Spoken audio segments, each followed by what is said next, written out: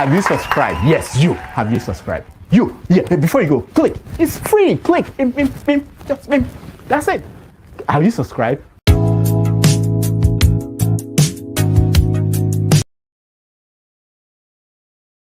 Thank you so much for watching. Thank you. Have you subscribed? Yes, you. Have you subscribed? You. Yeah, before you go, click. It's free. Click. Just that's it. Have you subscribed? You are laughing. Have you subscribed? Have you subscribed? Thank you. Thank you. Thank you. Hey, madam. Thank you so much. I can see you. I can see you. We have to get to 100,000 subscribers. By the end of the year, how are we going to do that if you don't subscribe? Yes, you. Yes, you're about to click off. Why? Have you subscribed? It's free. If you don't, ask your son. Ask your daughter. How to? Just one click. Thank you. Thank you. I see you. Aha. Thank you very much. Thank you very much.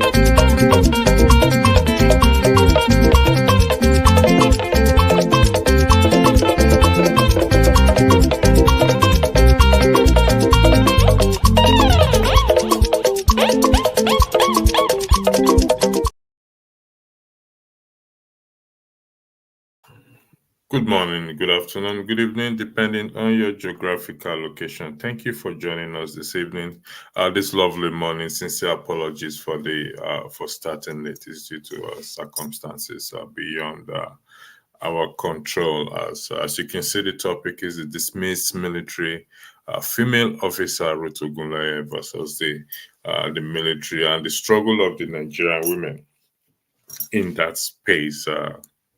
She was dismissed due to a complaint of sexual harassment, and this has been going on for some time. One must commend her braveness for coming out for highlighting this issue. I will wait for Adama and our guests to join us. We will listen to some of the videos that we have ongoing. But before then, I'll use the floor to Topper to say, give a shout out to. Welcome, everyone. Thank you, Electricity. How are you? Yeah, I'm okay. I'm good. And yourself? Very well, thank you. I've missed you. Welcome, everybody. Kedu Kodi, Ekaro, Ekason, Sanudazua. It's so nice to be here with everyone. We missed you. We apologize for the break in transmission. Please enjoy the show today. Be open-minded and enjoy the show. Thank you very much, Tokwe. So we'll play our first video for the day in respect to the dismissal. 2022, I was supposed to Cantonment Medical Center Ojo, where I met Konyabi Abukani, who requested sex from me and I refused. Ever since then, this man has been my nightmare in the army. This is one of the videos done by Private Ruth Ogunleye accusing Colonel I.B. Abdul Karim of several offenses, including sexual harassment, intimidation, and threat to life. Ogunleye, who served at the Cantonment Medical Center Ojo, says she was stigmatized for refusing the officer's sexual advances. Ogunleye made the allegations in January 2024, but said the maltreatment had gone on for a while, as far back as 2022, unchecked by the Nigerian army. 8 months later, the Nigerian army says it has concluded investigations and found the military officer not guilty and Ogunleye mentally unstable. The investigation concluded that Colonel I.B. Abdul Karim did not commit the offense of sexual harassment as alleged by ex-Private Ruth Ogunleye. The findings were definitive and based on objective evaluation of the available information. The army says Private Ogunleye has also been discharged from the force after medical evaluations showed she had potential mental health concerns. The army has also shelved any disciplinary procedures that could have been brought against her based on medical recommendations and promised to pay some benefits which it says Ogunleye isn't qualified for. Further to this, ladies and gentlemen, though ex-Private Ruth did not serve up to pensionable years of service, which is 10 years, she has nonetheless been discharged from the Nigerian Army with 50% disability claim, meaning she will receive a 50% monthly pension for life. Journalists at the event asked several clarifications, including medical records of the dismissed officer and the motivation for paying Ruth benefits which she isn't qualified to collect. And so I'm really worried why it has taken the Nigerian army close to 10 months to come out with these findings. In response, the army refused to show evidence that Ogunleye is medically unstable due to legal reasons, but referred journalists to the National Hospital where the examinations were conducted. Medical inconfidence makes it impossible for you to bring the document and say, this is her medical report from the hospital. We can't do that. It's against the ethics of the profession. Meanwhile, Ruth Ogunleye has continued her social media campaign. She criticizes the army's investigation and says her discharge is an injustice. The army promised to do investigation. At the end of the day, I was boarded out without my consent. Why? What did I do wrong? What did I do wrong? Issues of sexual harassment, gender-based violence and human rights abuses are often reported in the military, despite several measures taken to address them. Ferdinand Duroha, Arise News. Good evening, everyone. I'm Ruth Ogunleye. Before I say anything in this video, I will want to say a big thank you to the Nigerian Army and to the Army Speakman and Brigadier General Onyemachuku for taking his time to post me on all social media platform, newspaper, radio station. It's not easy. That is to show how special I am. That is to show how powerful I am. I really appreciate. I think I need a standing ovation for that. And it's no longer a news that I was discharged out of the army 15th June 2024. I want to humbly request that the Nigerian army publish the outcome of the investigation that led to my discharge on all social media platforms, including radio station, all channels. January 9, 2024, I came on social media to complain on how I was harassed by Colonel I.B. Abdulkarim, General I.B. Sholebo, Colonel G.S. Ogo, how I was raped, how I was injected with Lacatine injection, how I was put inside casket, how Colonel I.B. Abdulkarim pointed gun at me, how Colonel I.B. Abdulkarim handcuffed me and kept me inside this office for some days. I also want to beg the Nigerian army to post the outcome of the investigation on all social media platforms, so that the whole wide world will know what really transpired between myself and Abdulkarim and what led to my discharge. I'll be very, very grateful if you people considered my request. If you guys approved my request. I also want it to be published on all social media platforms. Same way I was published that I've been dismissed. And I don't have enough to say in this video. On behalf of I and my family, we are saying a big thank you for posting my name, Ogunleye Ruth. At the mention of my name, everybody began to speak in different tongues. Thank you very much. I really appreciate you, sir. Brigadier General Onyemachuku. Thank you. God bless you.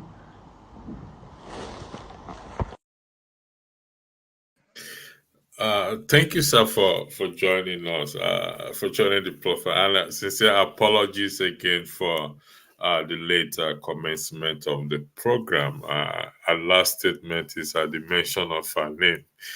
Everyone started to speak in tongue. I'll give the floor to you to introduce yourself very well to our audience before we delved into the matter of the day and you weigh in. And I believe some of the audience will join us and they will put questions to you in this regard. The floor is yours, sir. Thank you very much. Well, thank you for having me this evening. My name is Adai Edwin Adai. I'm a politician, a teacher, a policy analyst, and I'm a Nigerian. So good evening, everyone. Sincerely, I heard what she said, but I think I will allow you to probably throw the right questions so we can begin to have our conversation. Thank you. Thank you, sir. On this segment, some of our guests normally we turn off camera, but because you're our guest, we're not going to turn off camera today. So if you're joining, you can have your camera on this because we have a guest around. Yes, medical records are usually kept confidential. But there she is saying that waving that right away, asking the Nigerian army to publish a medical record for the old wide world to see. And the issue of sexual harassment, it's ripe in our society, not just in the private, not just in the public sector, also in the private sector. However, the focus tonight is in respect to the lady for coming out to say that she was sexually harassed. The Nigerian army claimed, according to the first video we watched, that she's not mentally stable. I'm not a medical personnel, so what's your own position in that regard, please? Well, first and foremost, I would like to congratulate Ruth for having the courage and the boldness to speak up in respect to a lot of things that is happening within the system. Ordinarily, I wouldn't want a situation where I'm talking against the Nigerian military, particularly the Nigerian army, because these are, or let me say, these are institutions that, in my opinion, is a very revered institution. And particularly coupled with the fact that I'm personally, the person that is speaking to you right now is a son of a military man. And unfortunately and sadly, the military we used to know, the quality of discipline in the Nigerian army essentially is something that we need to rethink, because I am privileged to know some certain things that is happening based on the fact that I was brought up in the barracks. And I know that it is very difficult, very rare for a private, Ruth, she's a private. Now, the Nigerian military is known for discipline. If you pass through the rigorous exercise of going through that training, you understand that there are certain limits you cannot cross. There are certain boundaries you cannot cross. There are certain things that is expected of you not to do. And in my opinion, I believe strongly that Ruth Ogunleye understood the rules of engagement, and therefore for her to come out openly to say some generals, some senior military personnel did this and did that to her, sexually harassed her. In my personal opinion, I don't want to believe she's lying. I really don't want to believe she's lying, because I know that it is literally, practically, almost impossible for a private to accuse a colonel. It's unheard of. I want to believe that if she wasn't sexually harassed, she can't come out openly and begin to accuse the military hierarchy. And because of, let me say, the way the whole thing is perceived right now is a public matter. And with all due respect, I want to say that it wasn't treated the way it ought to have been treated, to the best of my knowledge. I don't think the matter was handled the way it ought to have been handled. Thank you very much for that. Yes, the military, it's an institution that needs to be respected. But over the years, you will agree with me that the military has not respected even the civilians that they are meant to protect, and unfortunately, their high-handedness over time has made the public not to have respect for the military. And like you rightly said, that it's going to be it's difficult for a private to accuse a colonel and come out openly. So we go on that argument that she is correct. Now, we're looking at the society at large in terms of protecting, giving more protection for our women. I have a panelist here with me. His name is Kenneth, and I believe he will have questions or his own view on the matter to put to you. Kenneth, welcome on the show. I'll yield the floor to you if you want to weigh in on the matter and ask our guest a question. Thank you. Yes, good day, Mr. Adoin Edwin. I don't know if I got it right. Good evening. Yeah, you got it right. Yeah. Okay.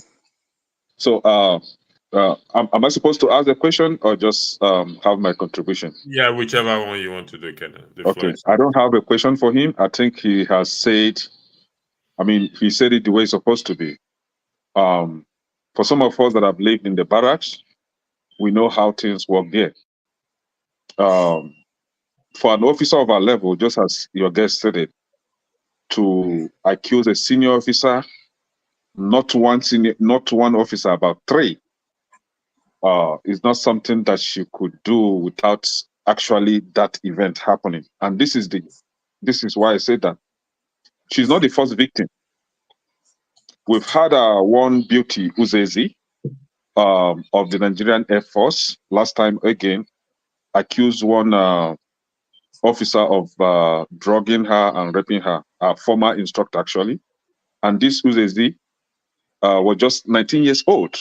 He drugged her, raped her, and then when she spoke about it, she was dismissed from the Nigerian Air Force.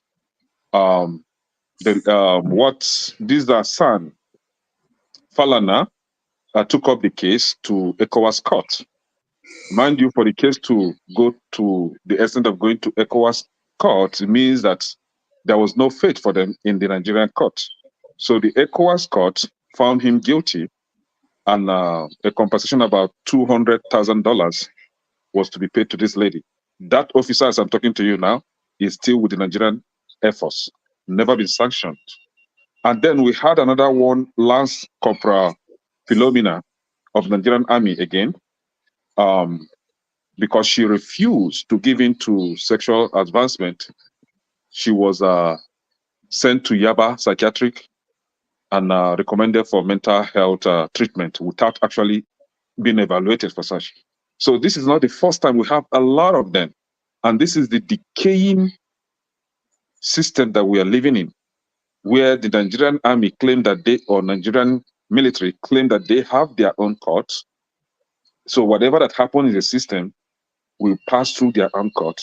And at the end of the day, what happens? The officers will be protected while the victim will be punished. So this is something that Nigerian government should look into. It is not supposed to be so. these female officers that joined the Nigerian Air Force, Nigerian Army, or Navy were there to provide, kind of a service to the nation. They are not there for prostitution. They are not there to warm your bed. You have your wives. If you don't have a wife, go and find one or go and get a girlfriend. So why must you use your authority or your power to subdue them into giving into what they wouldn't voluntarily want to do with you? And again, most of them have been drugged, forced into this, and again, being punished. See, the cruelty is too much. I, for one, am not happy with this, the way the situation or the matter is being swept under the carpet as if nothing happened. This is someone's daughter, for goodness sake. And for this to be happening in the Nigerian Army, Nigerian Air Force, and Navy, and nothing is done about that, my prayer for them is they have their own daughters. Their daughters, for the perpetrators of this act, their daughters will experience the same thing. And they will feel the pain. That is my prayer for them. They will feel the pain of forcefully entering somebody else's daughter. See, if I don't know, I don't want to say anything, Sha. But I still believe our traditional gods still strike with thunder and fire.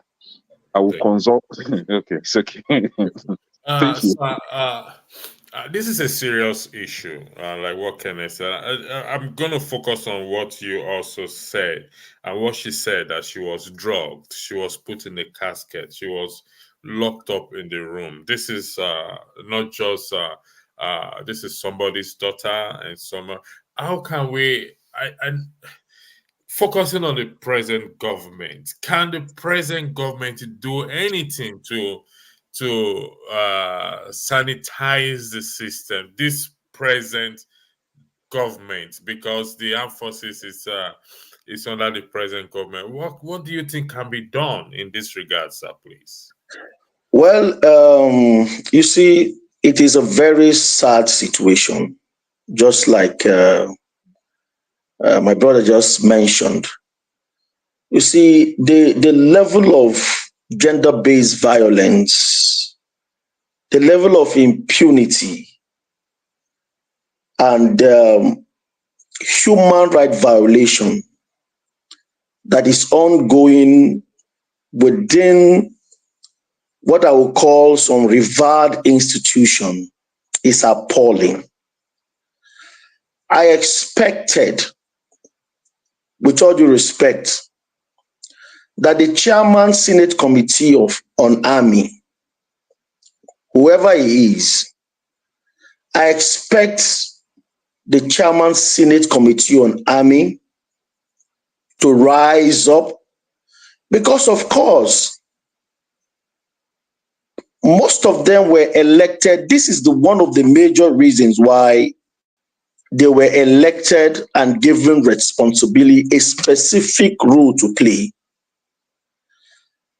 I would have expected that an independent body, they cannot, see, to be honest, the Nigerian Army ought not to have been a judge in their own case. Who are the people that judge the matter? Those who perpetrated these acts are not other rank. They are not the rank and files. They are the high-ranking officers, generals and colonel. There is every suspicion, or there is every predisposition for you to think that they could even be classmates. They sat down in the comfort of their home or in the comfort of wherever they found themselves and decided that, look, this girl, after all, she's a private. We are colonels and generals talking here. Who the hell is a private to come and question our integrity in the public space?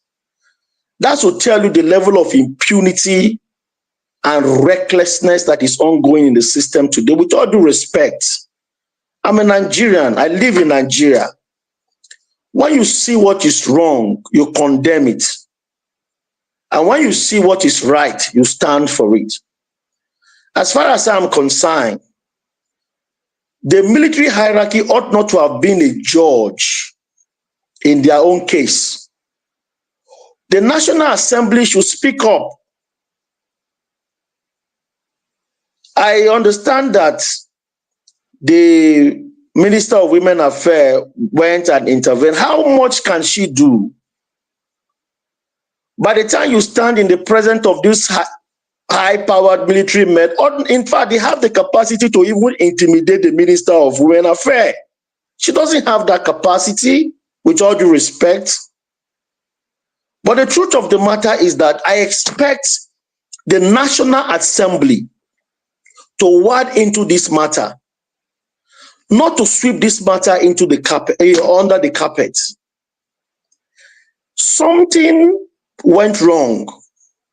And I want to understand that, look, let me tell you, the way the military works, for a private to come to the public space, she must have exhausted every options.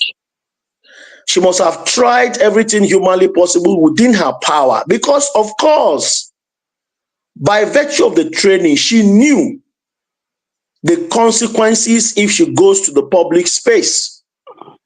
And apparently, from my own understanding and my own opinion, there is every tendency that she must have gone and seek redress for where she ought to have seek. Probably she found not. In one of her confessions, she said she was drugged, she was injected, put into the casket. I mean, what kind of inhuman treatment is that? Somebody's daughter, you injected her, put her into a casket, and the military hierarchy who are supposedly to stand as, the moral, institutions that will stand against this impunity are telling us that the young lady, she's mentally ill.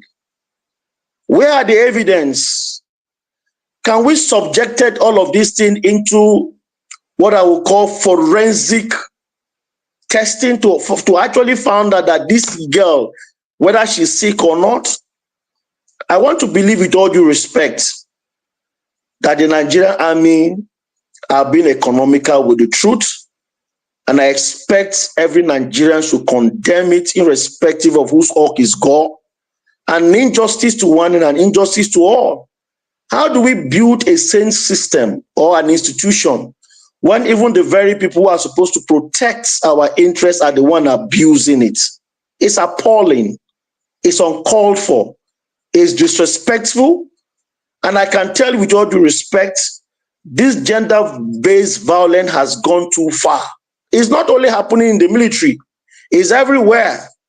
And until and unless Nigerians are beginning to question some of this abnormality going in the system, we will never have a sane system that we can be proud of.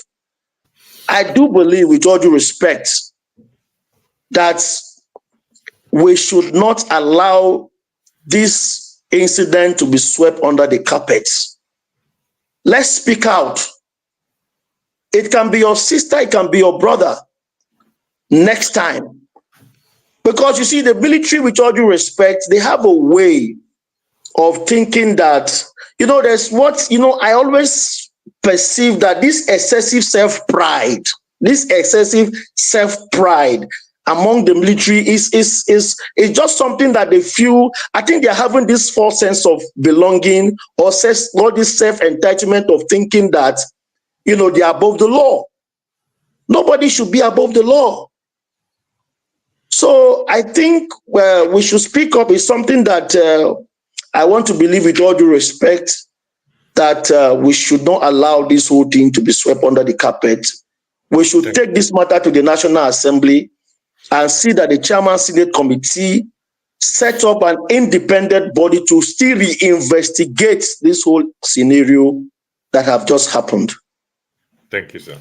Our ladies, this is the podcast is a ladies segment. They will soon be joining us.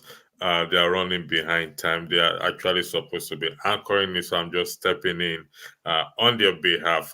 They've been looking forward to have a chat with you. We've just been joined by Tony, okay, and Mr. Revolution. We have a guest in our midst, Mr. Adam.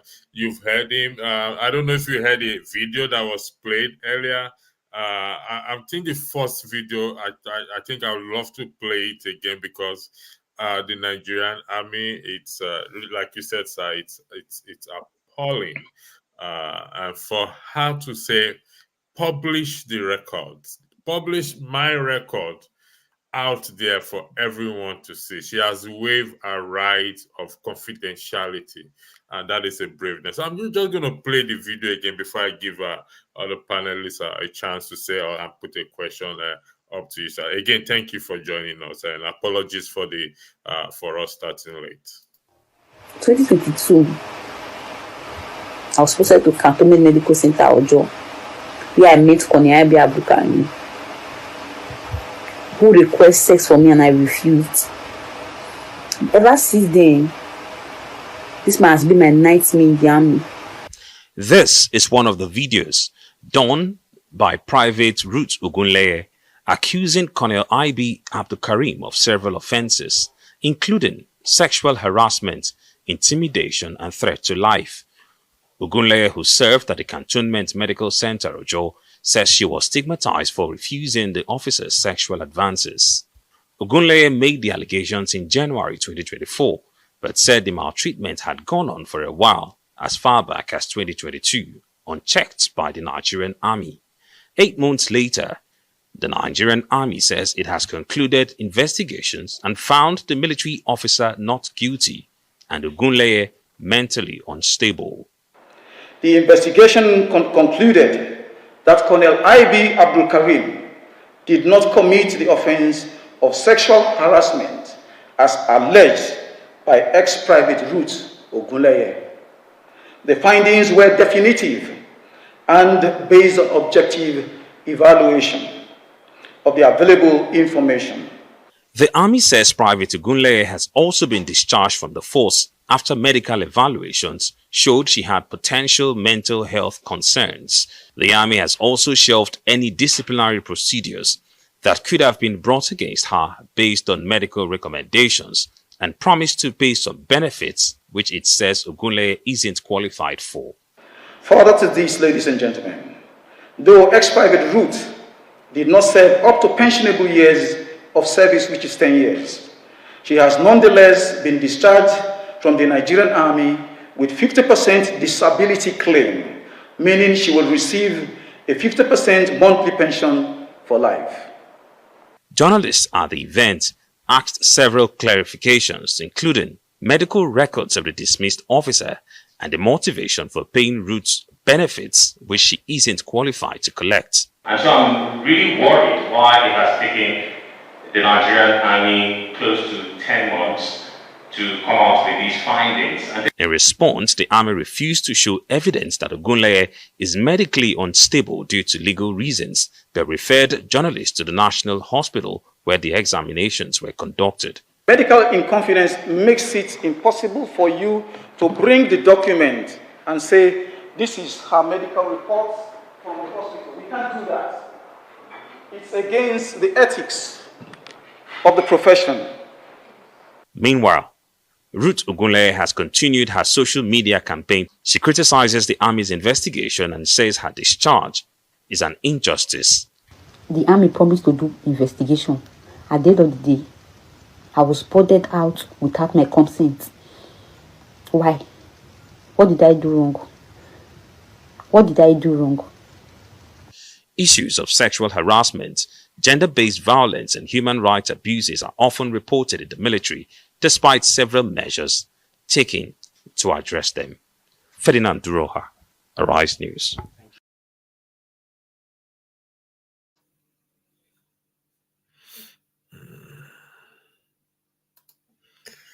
Yeah, welcome back again. Thank you for joining us, and we have our ladies joining us. Tope just lost Tope. Okay, she's there. Sorry. I'm not seeing Tope. I can see her at the background, but I'm not seeing her on the stage. I don't know why. I'm here. Oh, sorry. Goodness me. Sorry, apologies. So I will be handing it over to the ladies. That's Adama and that's Tokwe. They are the main anchor of this podcast. I'm only just stepping in for them. Adama and Tokwe, the floor is all yours. Thank you. Greetings to everyone. My name is Adama. I'm sorry I was running late. Duty call, Sorry, I do apologize. Welcome to the show, everyone. Electricity, I just saw the video we played, and I just wanted to ask you a question before you leave. What are we talking about so I can know where to pick up from? We have our guest here who has already weighed in respect to the dismissed military woman in deck, as to the unfairness of the army. And she is a private army and coming out to speak boldly. Our guest weighed in on that the incident must have happened, because it's not an easy thing for her to come out in the public to say such a thing. And she went further. The second video, she waived her right so that the records can be published. At the end of the day, it's about protecting our women and the issue of sexual harassment, both in the private and the public sector, that is going on. Thank you. Thank you. Dr. Mr. Ada, I don't want to pronounce your name wrong. I'm sorry, I'm not good with pronunciation, sir. How do you pronounce your name, sir? Adai Edwin Adai. Adai. Adai, yes. Okay, Mr. Edwin Adai. I want to start by asking you, are you a politician or what is your background? Can you give us a little bit about your background, sir? Yeah, I think you came late into the program. I've earlier introduced myself. I'm a politician. I'm a leader in the country. Although I'm a member of the opposition party. What party do you belong to, sir? Is that like just opposition? Just take it as an opposition for now. I don't want us to go so that maybe when I start making my comments, you start thinking probably I'm harsh on the government or something. But I think we are Nigerians and we live here. So you can take it up from there. Okay. All right. So I want to, he gave his opinion. And sir, while we are talking about this is something that has to do with the military. And I heard your opinion a little bit. I'm sorry, I was handling something, prescriptions. I'm a doctor, so I'm sorry. So I just want to ask you, sir, in terms of the military, what would you say they have done so far in regards to this case, sir? Well, just to put it in a very short, terms, I don't think justice is done. I don't think so. I don't think the military ought not to be a judge in our own case. Who knows who are the people who actually investigated this matter? We need to know them. They could even be of the same cause with the so-called colonels and the generals. And therefore, there is every tendency for them to be biased. You see, by virtue of the fact that I'm a son of a retired military man, I understand how difficult it is. You see, there's something you cannot take out from the military. Discipline. You can't take out discipline from the military.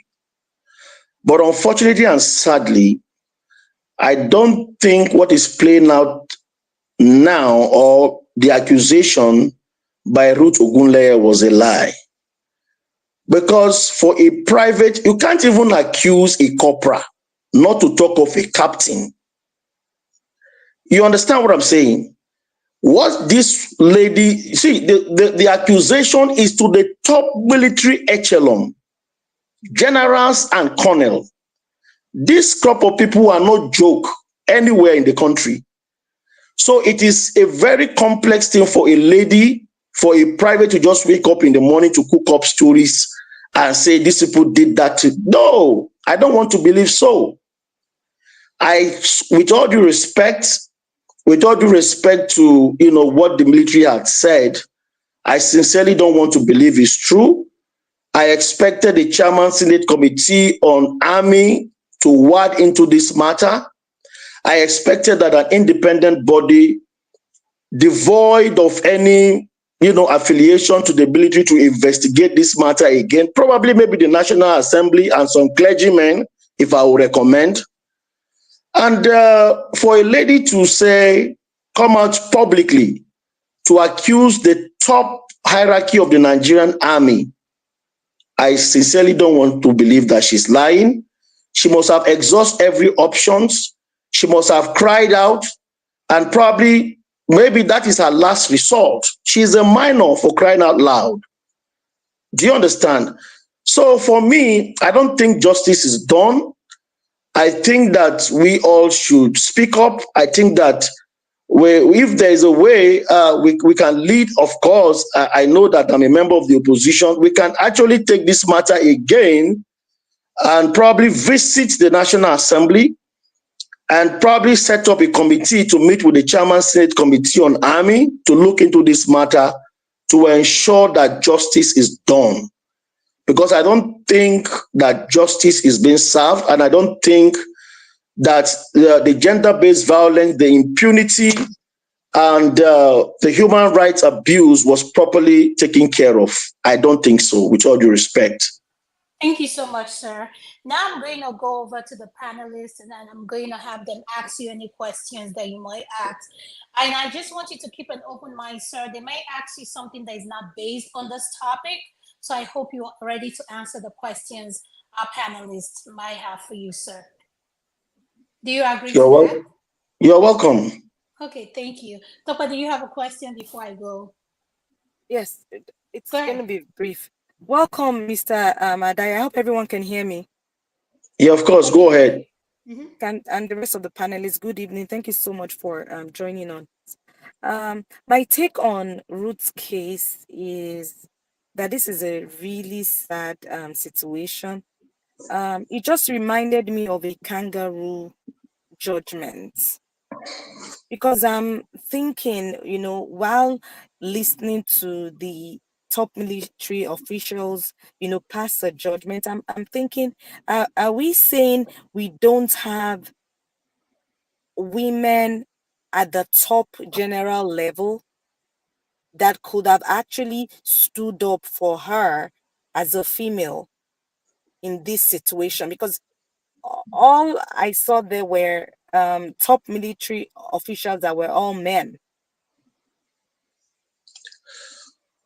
Well, with all due respect, if you look at the Nigerian army very well, especially the Nigerian army, in that top level, you rarely see women, top level female officials who are handling or holding sensitive position, as the case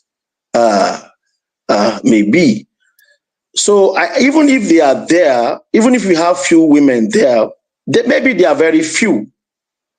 And you see, in a situation where you have more dominant men, and we have this mentality in Nigeria, we don't see, unfortunately and sadly, we don't see sexual harassment like a big deal. It's unfortunate. We don't see it as a big deal.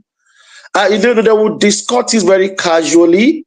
They would discuss it just like, like a beer parlor kind of, talk. They are not seeing the pain. That empathy is not there. I observe it's not always there, especially with the militaries, not just only the Nigerian army. It's something that has been built into their mindset of thinking that is a normal thing. They're not seeing it like something that, can be interpreted as a felony or a serious crime. And that is where the problem lies. Until a society become conscious of the gravity of what it takes, or the emotional trauma, because they are not even seeing it from that perspective. Do you understand? If you put it forward to them, they'll say, after all, is she not a lady? Is she not above 18 years? So I think that mindset, until we begin to work on this kind of crazy mindset to reorientate our leaders, because of course, I don't want to believe that if you have gotten to the to the rank of a general, you are still small. No, but you see, we have this kind of mentality that what we are supposed to take serious in this country, we just treat it with a kid glove, which ought not to be. That is the situation we found ourselves. Thank you, sir. I'm going to go to Ekene. I believe Ekene came in here first. Ekene, can you unmute and you can ask him your question? Thank you. Yeah, I think I was given a chance earlier. Yeah, So we should have two spoken Nigerians. earlier. We have the next person is supposed to be a Revolution, but it's left Mr. Tony AK. Then I think two Niger. Yeah, so Uncle the KJ next and person is Uncle Janaba. Yeah. Okay, Mr. Tony, okay, could you please unmute, sir? Could you ask your question? Welcome to the show, sir. Thank you. Thank you, and greetings to everybody on the platform. There are three issues here, in my own opinion. One, the junior officer made a complaint of sexual harassment, which is an offense, and she did not receive a fair hearing, in her opinion. And then two, the response of the military, based on whatever investigations or facts that they have, the panel that investigated it found it to be false and claimed that the lady Ruth Ogunleye, was not senile, had a mental issue. In other words, all what she was saying was not true. And then the third thing was that she was eased out of the military, her career truncated, and so those are, for me, the three issues here. I'm not in the military, although I have a son in the military, but I know that the military has its own culture, a way of dealing with things relating to its members. And so the first thing that will be done is for the military to investigate the issue. Okay. It's a very difficult case. So what is your question, sir? My just based on what I have heard from the military and what we have heard from the lady, she's been on the media, I am suspicious of the fact that we haven't had everything concerning that incident. That's a very serious offense. And if the military found it not to be true, I think the sanction, whatever the penalty in quote that was given to the lady will be harsher, because this is against very senior military officers. So the fact that they retired her from, well, she's not due for retirement, they're willing to pay her 50%, and it speaks to me, there's something wrong with that, because the army doesn't take quite literally accusations like that if they're false.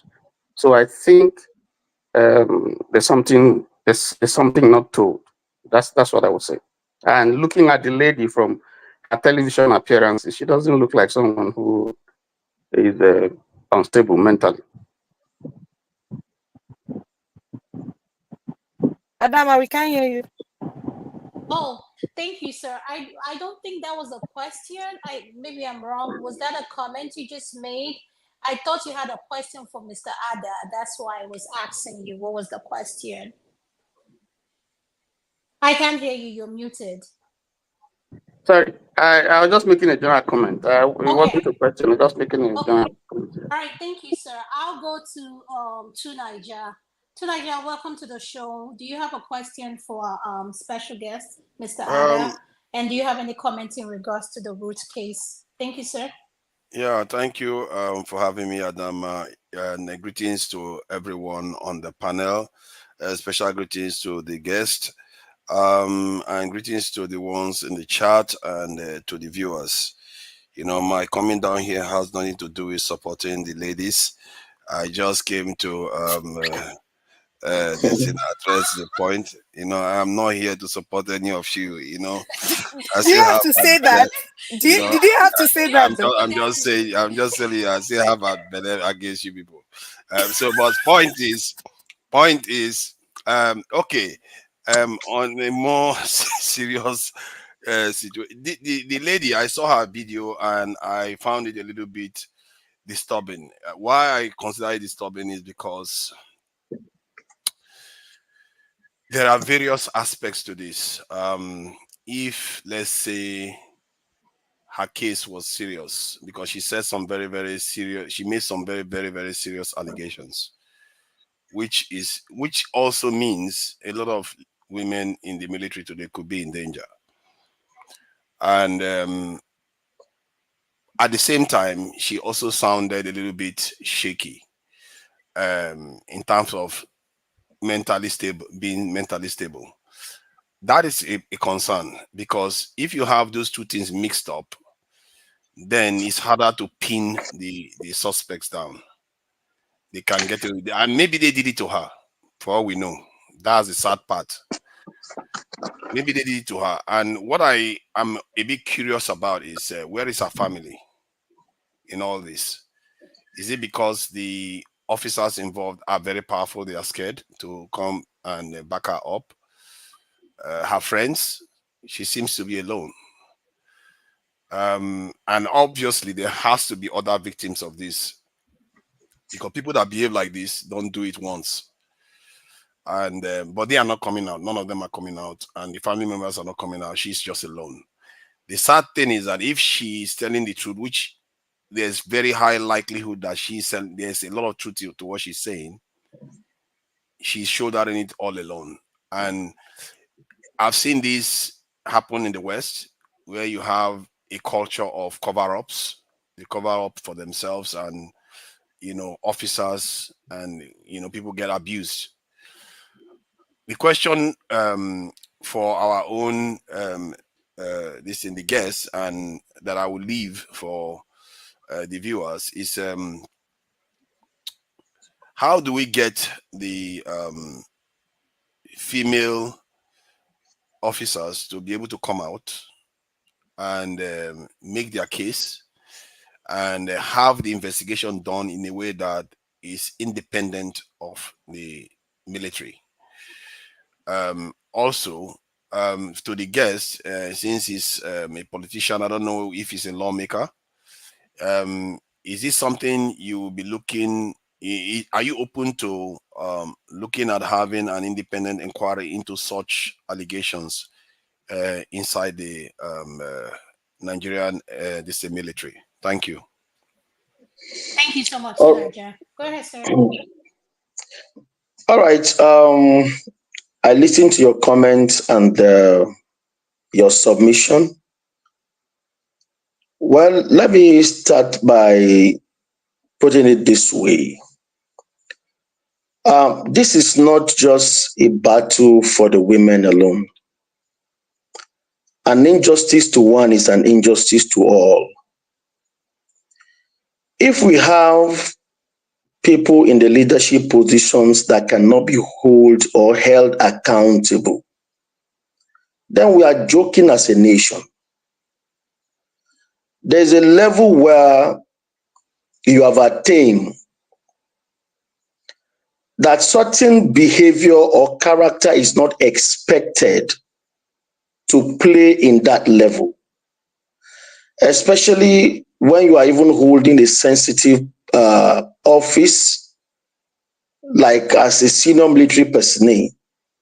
There are certain threshold that your behavior should not degenerate into. And that is why I still hold the view that irrespective of what the military have said, collectively we can mobilize young people, collectively we can mobilize members of the opposition political party to probably write a formal letter to the Chairman Senate Committee on Army and the Chairman House Committee on Army and state it clearly, some of the recommendations. We should be able to put it straight to them that, look, it is not the statutory responsibility of the Minister of Women Affairs to investigate such matter. The matter is in the public glare. Nigerians at home and in the diaspora are speaking on the ill manner that the military have handled this issue. And therefore, if Nigerians are not satisfied with the recommendations and the submissions and the so-called investigation from the military, it is expected that this issue should and ought not to be swept under the carpet. And those who are statutorily responsible to investigate and to call the top military hierarchy to order is the National Assembly. But again, even if they know, it is our responsibility as a citizens to put this thing in writing collectively in a very formal manner, go to the National Assembly, submit this document and probably make a recommendation and also express our dissatisfaction on the way and manner that the military have conducted the so-called investigation. Until and unless we're able to do that, until and unless we are aggressive about it, because sometimes, don't even forget that even if you approach this matter by reaching out to the National Assembly, there is a way, because of the level of impunity, because of the level of, how things are being done in this country, nobody is accountable for anything. It seems like even the law is not working. I'm sorry to say, with all due respect, I don't want to sound the way I'm sounding.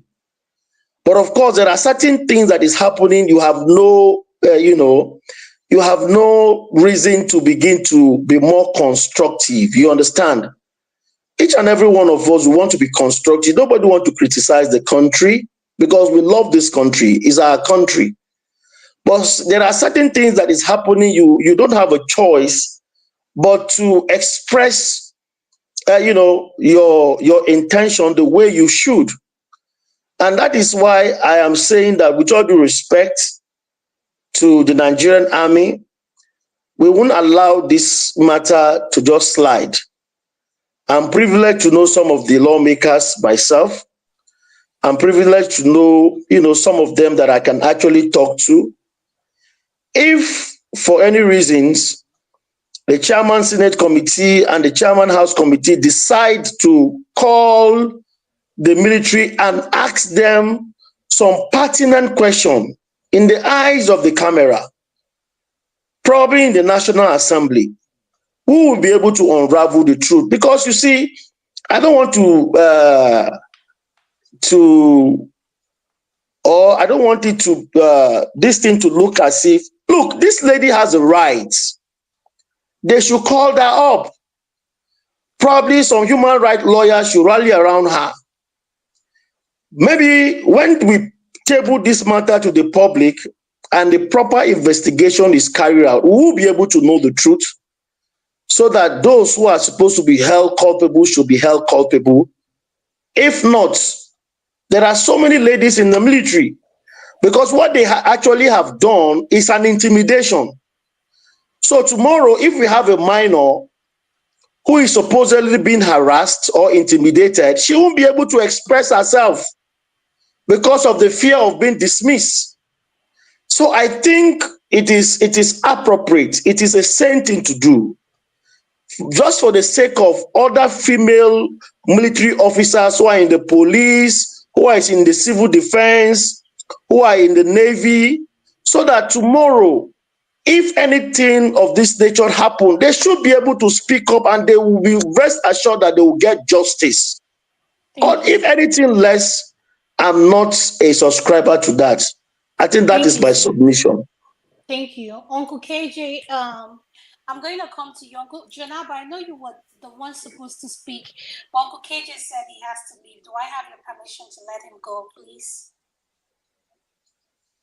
Thank you, Janaba. Thank you for giving me the chance. I am actually in a conference. I stepped out because of the importance of this. Listen, let's first of all, put it in the right perspective. If a lady comes to complain of sexual harassment, the first thing to do is to believe such a complaint. Believe such a complaint before you begin to look for whether it is true or not. Nobody will want to come and say, I've been sexually assaulted if there's no smoke in that truth, in that word that he or she is speaking. Second of all, this is the military. This individual knows exactly how high and highly respected a colonel. I don't know if it's if it's a lieutenant colonel or a full colonel. In other words, if it's a full colonel, he's already a redneck officer, as they call it in the army. That means that he has come to the highest point of the army. And so to go against such an individual, she knows the consequence of it. And she has constantly mentioned one person. She didn't say two people. She said one individual. She has constantly described how this is done to her. She has constantly mentioned people who are involved in the issue. She has constantly mentioned the people who helped her to even escape when she was being put in the body bag. Now, having said that, I have listened to the girl's interview, the lady's interview. Nothing seemed to me to be out of place. Many other people have interviewed her, and all of that seemed to be talking about one specific story. She has constantly remained on her story. Even if she's, let's even agree without, let's just purpose of argument, say she's mentally disturbed. Are you the institution called the Nigerian Army? Why did you not make a report to the authority that this lady is now mentally disturbed to the point that it is now affecting her duty? Do you have to take it upon yourself to treat her? That's what we should be asking ourselves. And then, having said this, this is one time too many. It's not the first time. It's not the second time. Among the military forces in Nigeria, that people have been accused of sexual harassment. It is high time the authority put in place a structured system that can checkmate some of these things. It's not just being accused when you speak and they say, well, you are a non-commissioned officer, and so you can't do much more than just complaining. Again, let us understand also that this thing is not within a space of 1 year. It's been on for a while. She has been constantly harassed by this same individual. Okay. Now let's say something. See, when I listen to some of what we have, our submission here, it shows that we have now come to a point where we don't even believe there's a law anymore in Nigeria, because I can't hear anybody saying, let these things be prosecuted. You are saying appeal to national. Is the National Assembly, has it become a lawmaking body?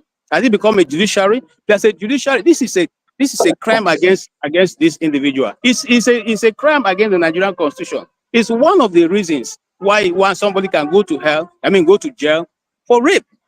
And if she have been assaulted many times, and she's saying that with evidence, she has the evidence, why do we now want to say, let us appeal to the National Assembly? To do what? Investigate?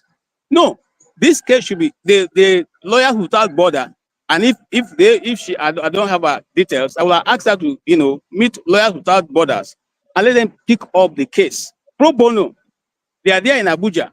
Let them pick up the case pro bono. If she's in Lagos, they are there in Lagos. Let them pick up the case pro bono.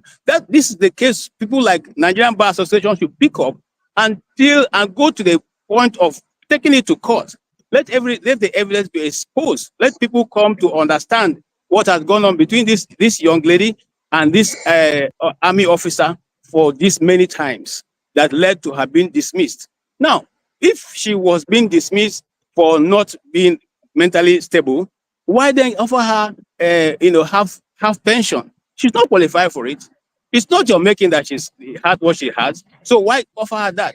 I see that as a way of trying to settle her. So, okay, we'll just give you this. Just go and say nothing anymore. And so everybody's throwing it up and down, up and down. No, if the law courts are working, we should go to court. If she's telling the truth, let it be brought to light. If she's lying against the officer, let her be prosecuted and face the consequence. It's not a question of saying, okay, no, the army should come. I know the army won't investigate it, obviously, because he is a senior officer and probably his classmates are all generals and colonels and probably sit on the issue. Let the issue be taken to court. Let her go to court and seek redress. Let her look for lawyers who will take her case to court without pay. It's called pro bono. They are there. Okay? They will take the case and they will prosecute it to a logical conclusion. That's my submission. Let's not say she's not telling the truth. We don't know who is truth and who is not until the law court proves it. We don't know who is telling the truth. But from what she has said, for you to even put somebody in a body bag who is not dead, that's already an offense itself. Okay? And there are people who used to carry her out every time she's put in the body bag. Those people are still living. Let the court call them. Let them speak under oath. And let's see whether they'll be telling the truth or not. It's a serious issue and it should be dealt with in that order. Thank you very much for your time. Jonaba, thank you. Thank you. I really appreciate your submission. Uncle Jonaba, I'll go to you next. Welcome to the show, sir. Thank you. Dama, Tokwe and your guest, Tony, and my brother KJ. Nice to meet you guys here. KJ, you're not on the platform, but you look good. I hope you are having a good time with Pastor Eze. So, our guest, we all thank you for coming to. And then thanks to Adama and Tope for bringing this topic. I always say to you guys that women support women, meaning that the women have to be supporting each other. We will be all there for you guys. Thank you, sir. Such allegation. I will have a few words to say based the fact that I will make some calls and trying to get to the bottom of it and see how we can come, keep pressing. She's brave to come up because this is a way of life in Nigeria. People just do things and get away with it. But I'm glad that Dama, Topwell, and these guests and so many of us will continue to be a voice to those that are oppressed by systems like this. My dad told me that if you are not losing anything, there's no reason to look for something.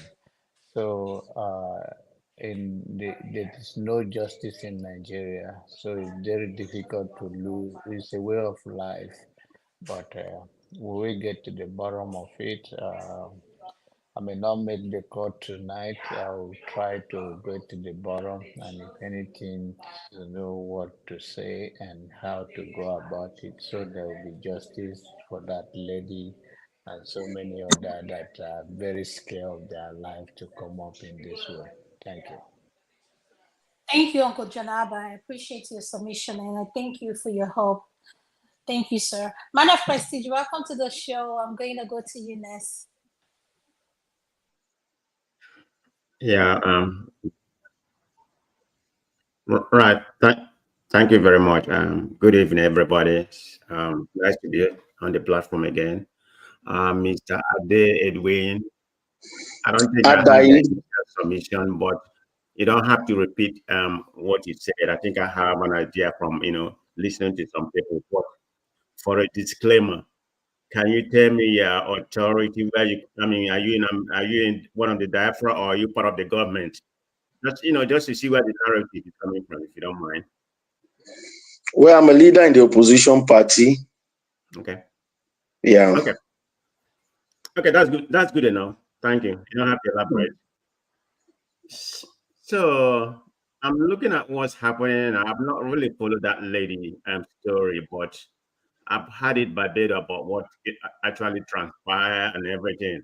But judging from what she said, I will take her word as the truth. Because when it comes to the military, they tend to look after each other. It's not just common in Nigeria. It's even common here. But the issue I have in that space, the army shouldn't have investigated themselves. They should have an independent panel. And in Nigerian Senate, now they have the Senate Armed Committee. That's where this is supposed to be pivoted, and they can investigate and give us the truth part of it. And I'm very skeptical. How can they just discharge her and pay her 50% of her salary? So there's something there. They are thinking that, okay, we're just going to keep it short and give it only 50% of their salary. I don't know if she's qualified for that. So with that, there's something actually really going on there. Being that the people that she accused, they are top-ranking people. I can't even imagine her coming out and just accusing people without having her fight right. That this is Nigeria where we are, where there's an impunity that reigns to the highest level. So, okay, I thought you disappeared. So my question is that, what can we do in order to accelerate the situation? Any way we can write a petition or something like that, set up a good fund or that kind of thing. It doesn't matter, $5, $2, something like that, in order to help her case. If you can, I don't know if you have authority to organize such a thing, or maybe the platform can organize such a thing, we'd be very generous to help her, whatever, to achieve. I think even at all help her in whatever, for the kind of for the punishment that they have made to her. Do you have an idea what we can do? All right. Thank you very much for your question. Yeah, of course. There are a lot of ways to take this matter up. Number one, like I said earlier on, just to add to what one of the person who just spoke earlier on just said, he talked about going to court, which of course we are not ruling that one out. We are not ruling that option out. But you see, every system has the way it works until a case is established. Because as far as we are concerned, the army have ruled this case out as far as they are concerned. As far as the army is concerned, nothing happened. As far as the army is concerned, the lady is mentally ill. As far as the army is concerned, she's not telling the truth. But you and I know that when you look at the girl's body language, when you look at how assertive she were, when you look at how she have the effrontery, the courage, after I think is it Wanchuku or so, the spokesperson to the army came on board to counter her allegations. The lady again went to her TikTok page to counter what the military had earlier said. That means that the lady knows exactly what she was saying. That is a way of protesting that what you guys are doing or what you guys have said is not acceptable to me. But again, you are dealing with a private. this girl has, for you to be a private in the army, you can tell of her level of education. So literally you understand that she's not maybe a well-read person. She may not even have what it takes to go and maybe hire a lawyer. She may not even know the appropriate channels to go to get help from. So I think the only alternative probably available to her is the social media platform, which of course she was able to, express herself in a manner that the issue had already generated public attention.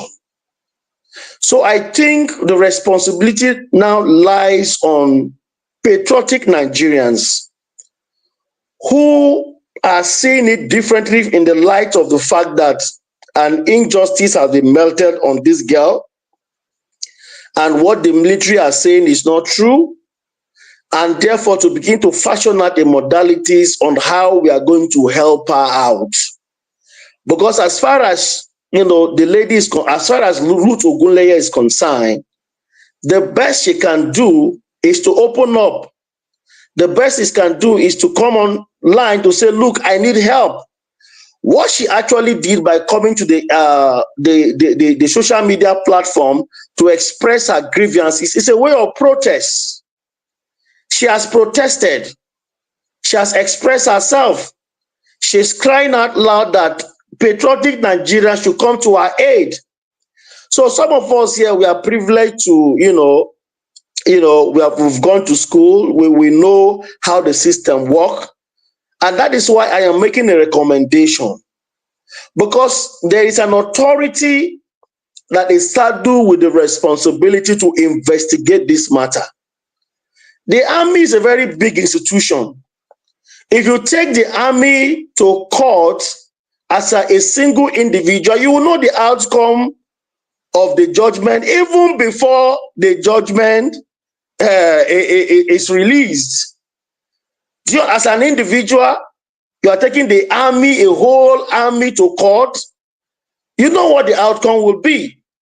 But I think the best thing to do, before even the court will have the balls to do or to give, to give the right judgment that is necessary, there should be some element of, a kind of protest and a petition that will be submitted, because there is a statutory body that is responsible to investigate this matter, in this case, the National Assembly.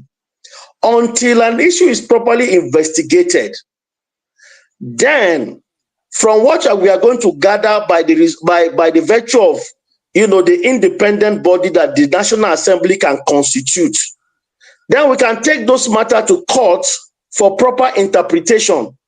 It is from there the court will now say, okay, based on AYZ, from what we have seen, I think so person is guilty. That is where justice can be melted. Do you understand? So I think collectively we can come together. I don't know how we're going to do it, but I think it is even better for us to speak from the opposition point of view. Because if you were able to reach out to members of the opposition party, because I don't even know who is the chairman Senate Committee on Army, there's every tendency that the chairman Senate Committee on Army may even be a member of the ruling class that is very close to these people. So let them see some push from the public. I have a pushback to what you just said. You've been using the statements, the opposition party. Who are the opposition party? Could you define what you mean by that, so that our viewers can know who you are opposing to? So I can know as a moderator who you are opposing to. And the second question is, sir, have you reached out to Ruth Ogunleye personally? Well, I haven't, to be honest, I haven't reached out to her yet. I think this matter has been in the front burner. I haven't reached out to her. I think maybe from the outcome of this meeting, I have what it takes to reach out to those who are maybe collectively we can, put a torchlight into this matter and probably assemble the right people to see what we can do going forward. Miss Adama, please, I don't want to interject. Yes. I just want a quick question because, Yes. Go ahead. All right. Our guest, what do you think is the role Mr. of... Ferrari, I'll come to you next. Okay, quick question, please. What do you think the influence or a role of a very dark man can do in this case? Well, you see, the young man has been going through a lot of, confrontation here and there. Yeah, he has what it takes to speak, about it. But I think if we can go through another channel, because there are too many battles that the young man is fighting. But again, if he can be talked to add his voice, is going to be also, a very welcome development. So, but I think the right thing to do really is to approach the body who are statutorily responsible. Because as it stands, we haven't heard anything from the National Assembly. Okay. And I insist, with all due respect, the appropriate, you see, investigating major institution of government like the Nigerian Army is the responsibility of the National Assembly. What the court can do is to only interpret what they have found out. But as it stands, we haven't even found out the truth of what has transpired. The record we are running with is what the army had released, which of course the lady objected and protested against, the findings of the military. So it is the responsibility of Nigerians to collectively take this matter to the appropriate body that have the statutory responsibility to act on it. You can't. The Nigerian Army is not a small institution. It's not a private organization. So there are certain people that have the authority to summon the leadership. And it is only the National Assembly that have the power to summon the leadership of the army. You can't tell a general to come and he comes. Nobody has that power in Nigeria. I've had you. I got you. So when you mean your opposition party, it's not necessarily because you're opposition party, it's because you see injustice playing out on the social media against this young lady, and you as a good citizen, you think you have to gather momentum through the media and every means to make sure this does not happen to any other person. Is that your aim? Yeah, I want you to define what is opposition. Well, let me be straight. I'm a leader in the People's Democratic Party. I used to work in the National Secretariat of the party. And I have led a lot of protests. And I actually know that the way this government is handling this matter is not right. I have the capacity to rally around people who, of course, are not in conformity with what is playing out right now. By virtue of the fact that I am known, by virtue of the fact that I've led a lot of protests in Nigeria, by virtue of the fact that I have stood representing my party, fighting against what we found or seen as an injustice in the country, we have the capacity to actually rally around like minds, and when they see us, they know us, and therefore, with that, influence, we can rejuvenate this issue and place it before the appropriate authority to act on it. I Thank think, you, sir. Dama, Thank please, you. I'm sorry, I'm not taking Go over ahead. your show. I'm just because we have to put things in the right perspective and also for the show to be interesting for those that are watching. So the issue right now I don't think the approach of making opposition parties should not be the word used often on the platform, because it's not about party or this thing. It's about the injustice you're seeing going, whether the present government pay attention to it or not is not the issue. The issue is that there is injustice, and you want to, as a person that have influence in as you are, that you said, you are trying to bring attention to it. And I think I want you to take opposition. It's not, you are not opposing anything, it's just justice you are doing here. This is not a party issue of APC or PDP or any other thing. Well, And by the way, are you from Benue State? well, let me say this. It will not be out of place. There is nothing wrong, even if a political party is involved, because the main job of an opposition party is to criticize what is not going right. And you know, there is one thing for you to speak as an individual. There's another thing for you to speak as an institution. So, well, it is okay for me to speak as an individual, but how far can it go? With the nature and the character of the people we have in government. Yes, I can wake up today and say, okay, I'm a concerned citizen, I'm a politician, I'm known, and therefore I felt what went what the army said against Ruth Ogunleye is not right. But how serious will they take it? So if it is not even wrong if an opposition political party speak against, because it is not even the platform really. It can be an opposition, it can be an individual. But you see, when an institution speak, it carries more weight. And in this case, I'm not even talking about PDP alone. I'm not talking about maybe the SDP or anything, but because in this case, I want to believe that the opposition parties, they are one. There is this conference of political parties where we meet and we discuss. So you're not going to make it a one-party affair. You can speak to probably IPAC, for example, to probably table this matter before members of maybe all the opposition parties in Nigeria, and see if they push it from that platform. I think it will carry more weight. That is my opinion.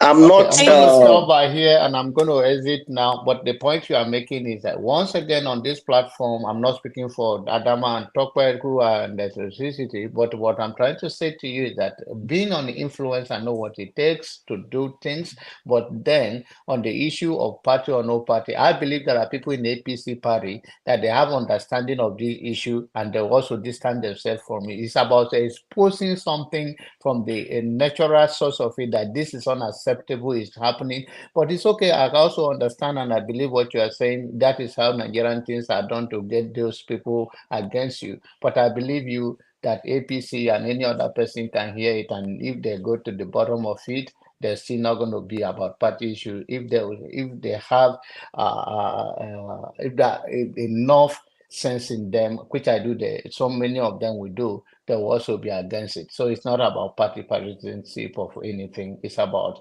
yes, I'm opposition party. Yes, that is established, but this is what is happening to a citizen that you think the attention should be brought to it. Thank you. And you never answered my question. Are you from Benue? Yes, I'm from Benue State. Okay, thank you. I'm from Thank you, Benue, Uncle Janago. so I know. Thank All right, you. bye now. Thank you. Ferrari, I'll go to you. Thank you, sir, for being patient. Mr. Ferrari, I'll go to you. Hi, good evening, Mr. Edwin Adai. My name is Alaba Ferreira. I want to ask you a question as a member of the PDP party that has ruled Nigeria for 16 years. And but before I push forward my question regarding this young lady's dilemma, she's not the only one that Nigeria is happening to. Nigeria is happening to a lot of people, and they are in distress and in pain. But before I push my question to you, so you know the context with which I'm asking you, I want to give you a little background of what my personal belief is. I believe Nigeria is currently a zoo, that it's a land of impunity. There is no existence of the rule of law. That's We do not not have true. a proper. Well, you can dispute it. That's okay. Everybody has their own opinion. That's why I said it's my opinion. We practice a system right now, which is not true democracy. We practice a system called big manism. It's how close you are to the corridors of power that you get your way. The rule of law doesn't apply to you if you're a big man. And if you're a common man, the state does with you as it will. That's my own personal belief. You can dispute it all you want. But my question is directed to you as somebody who's a member of a PDP, as you've rightly ascribed, and that party has ruled Nigeria for 16 years, at least in this political dispensation. In a sane society, when crimes occur, crimes are usually jurisdictional. That means they are geographically based. And if a crime occurs within an institution like the army, they are also jurisdictional. They are either local, state, or federal. There is an institution established to establish crime, irrespective of who it happens to. From your comments tonight, I've heard you say something that the lady who has been virtually abused, as alleged, has no other options but for us to come to the social media platform, beg politicians, beg the ruling party, give ourselves a lot of publicity as an opposition party. Your party has ruled us for 16 years. Is there an established rule by constitution regarding the violation of human rights? I mean, female rights, rape, institutional rights, things that are connected to, companies like, let's say, the NNPC, the Nigerian Army, the Nigerian Navy. If there is a violation within this institution, is there constitutional laws established within the Constitution of Nigeria whereby the person aggrieved can seek redress without having to go to social media to beg the ruling party to see that they've been abused? Do we have laws? Do we have people in charge of these laws? Do we have a district attorney? Like, I live here in the state, I live here in Chicago. If a crime occurs, even if the army headquarters is here in Chicago, the district attorney for Chicago will take up the case. If he can't handle this case, the state district attorney will take up the case. If that can't handle this case, the federal district attorney will take up the case. Now, if the army can investigate itself all it's won. Now, if all that institutional viability fails, then as an individual, as a citizen constituted by right, you can now take a civil action against the army. Do we have laws in Nigeria other than begging? Your party have ruled us for 16 years. Okay. Thank you very much. First of all, Nigeria is not a zoo. We are all citizens of this country, and I can tell you categorically that this is Federal Republic of Nigeria, where people live, not a zoo. Number two is that we have laws, but whether the law is being respected or being adhered to strictly is another thing. It is one thing for you to have a law. It's another thing for you to another thing for the body that is responsible in interpreting this law should do it according to the letter and the spirit of the law. We do have a law. Number three, there's what we call Public Complaint Commission. And the Public Complaint Commission is in the 36 states of the Federal Republic of Nigeria. They are saddled with the responsibility of receiving complaint. They even have lawyers who can actually assist you in prosecuting or channeling your complaint to the appropriate body that have the statutory responsibility to act. But the question is, or I would like to submit that majority of Nigerians are ignorant of some of these institutions who are there, that they are supposed to go and make sure that they put their complaint or push their complaint forward. And because of that, majority of them are ignorant.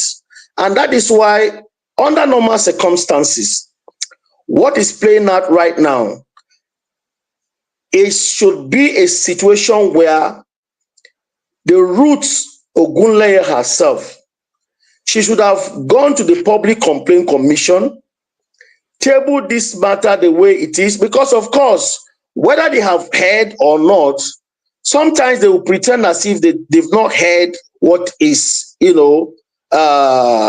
playing out, until you officially write a petition and make your complaint formal before the institutions that are saddled with the responsibility will now begin to act on it.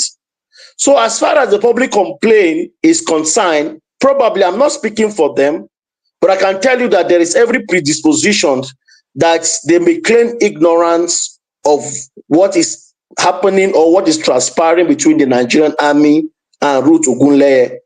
And that is it. So if, for instance, probably she have people who can say, okay, with what is playing out today, can you go to the Public Complaint Commission in Lagos and formally put this complaint before them? I can tell you that there is every tendency that the Nigerian government will act on it, and the appropriate institutions that are supposed to deal with it will definitely do so. Sorry, so as somebody concerned for Ruth Ogunleye, have you approached her to take her to this public complaint? I think I've answered this question. I've answered this question. Yeah, Jonaba asked earlier. Yeah, we asked him the question and he said no. And to buttress what Mr. Alaba said, so quite frankly, I am shocked with your level of connection, background, and everything, that you would be the one championing things like that with your level of influence. Even before coming to this platform, I feel like you have communicated with who invited you. You should have told us at least, yes, I'm in contact with her. This is what we are going to do, me and my team. To be frank, to be honest with you, sir, I am disappointed that with your level of connection and everything, that nothing has been done on your part. Because when you said an assault to one is an assault, an accused to is a, an abuse to one is an abuse to all. So I am shocked that with your level of connection, is just what Mr. Alaba just said. It's like jungle law, jungle justice. Like, I feel like someone just mentioned, Mr. Janaba said, very dark man. Very dark man is just a regular citizen. He's just an influencer. He's not even an what do you call it? I don't know how very dark man got to where he is today, but at the same time, I love what he's doing for the country. But I feel like, sir, you know about this case, and coming to a platform like this, I feel like you should have come and tell us, this is what I have done so far. And I just want to tell you, as a woman, it breaks my heart to know that our men who are in position of power and connection see people with the voiceless and they do nothing about it. So it makes me start to wonder, why is everybody keeping their hands off of Ruth Ogunleye's case? Are we not part of the problem? Like, we see something, we say nothing, and we want a better Nigeria. And when Mr. Alaba said, Nigeria is jungle law, jungle, I agree with him, because a lot of things he said is the truth. How can my child, my daughter, come home and I can guarantee her that if anything happens in Nigeria, she will get justice? Quite frankly, sir, I don't get that vibe, that response from you. And I just have to be honest as a moderator on this platform. So I'll leave, Ekene, I'll go to you next, then we'll go to the next topic. Thank you. Okay. Yeah, thank I you. think Man of Prestige hasn't said anything much. So maybe after Kenneth, Man of Prestige, do you want to weigh in? And Yeah, let Alaba needs finish. to. Let Ekene finish. Then Man of Prestige will go. Yeah. Go ahead, Ekene. Yeah, thank you, everyone. And a special thanks to our guest, Mr. Andai Edwin. I think it's upon all of us here, all of us, no one except, should be exempted from this tax to begin to talk about this issue.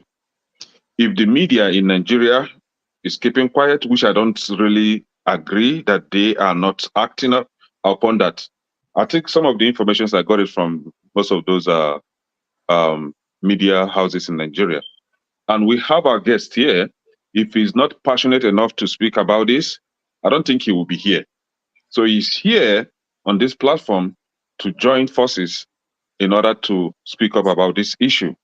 So personally, I will encourage him, since he has got himself involved into this, to begin to use those connections or authorities that is in his disposal to begin to push over this. This shouldn't be allowed to be swept under the carpet. I don't want to single anybody's out. What is his name? Very dark man. He's doing us his own as a lone soldier, exposing the evils in that country. And then we have our guest here also doing his best to exposing this evil. So what we should be doing on this platform is to encourage him to continue to do that. If he needs a space like this, he should always be welcomed to come and use a platform like this to voice it out. And not only here, you can also use, we have a lot, but personally, I'll just owe him encouragement to use his office or his powers or connections to begin to continue to expose this evil. Nobody should be victimized. The victim there is in Nigeria. The root is the victim, and the perpetrators are free, living freely. Yeah. So we should do everything possible to hold them on their blockers. And what our guests, the life of our guests, what they need is our encouragement, so that they will continue to expose them. Thank you. Why I said what I said, so that you understand what I said is. Well, let me come in. Yes, yes, you come in, sir. Let me come in. You see, I understand your concern. Well, I'm this kind of person that I don't run away from challenges. I embrace it when I see one. If not because of my concern about this issue, who, of course, has been in the front burner. I think for the past 2 months, I have not really attended any major public function. Neither have I appeared on any national television, even though I have a lot of calls. I have to break my silence because of the sensitivity of this issue. I have to break my silence because of the respect I have for the person who invited me to attend this program. As a matter of fact, I've been bereaved. I just had to defy all odds, because what I felt and the injustice that is melted out on Ruth was not something that is really commendable. So I had to break my silence, even though I had it in mind to not to appear on any national or public function for the period of at least 1 more month. But I had to, break all those silence to see that I appeared on this very important platform. So yes, I understand your concern. We'll always try our best to do what we can do.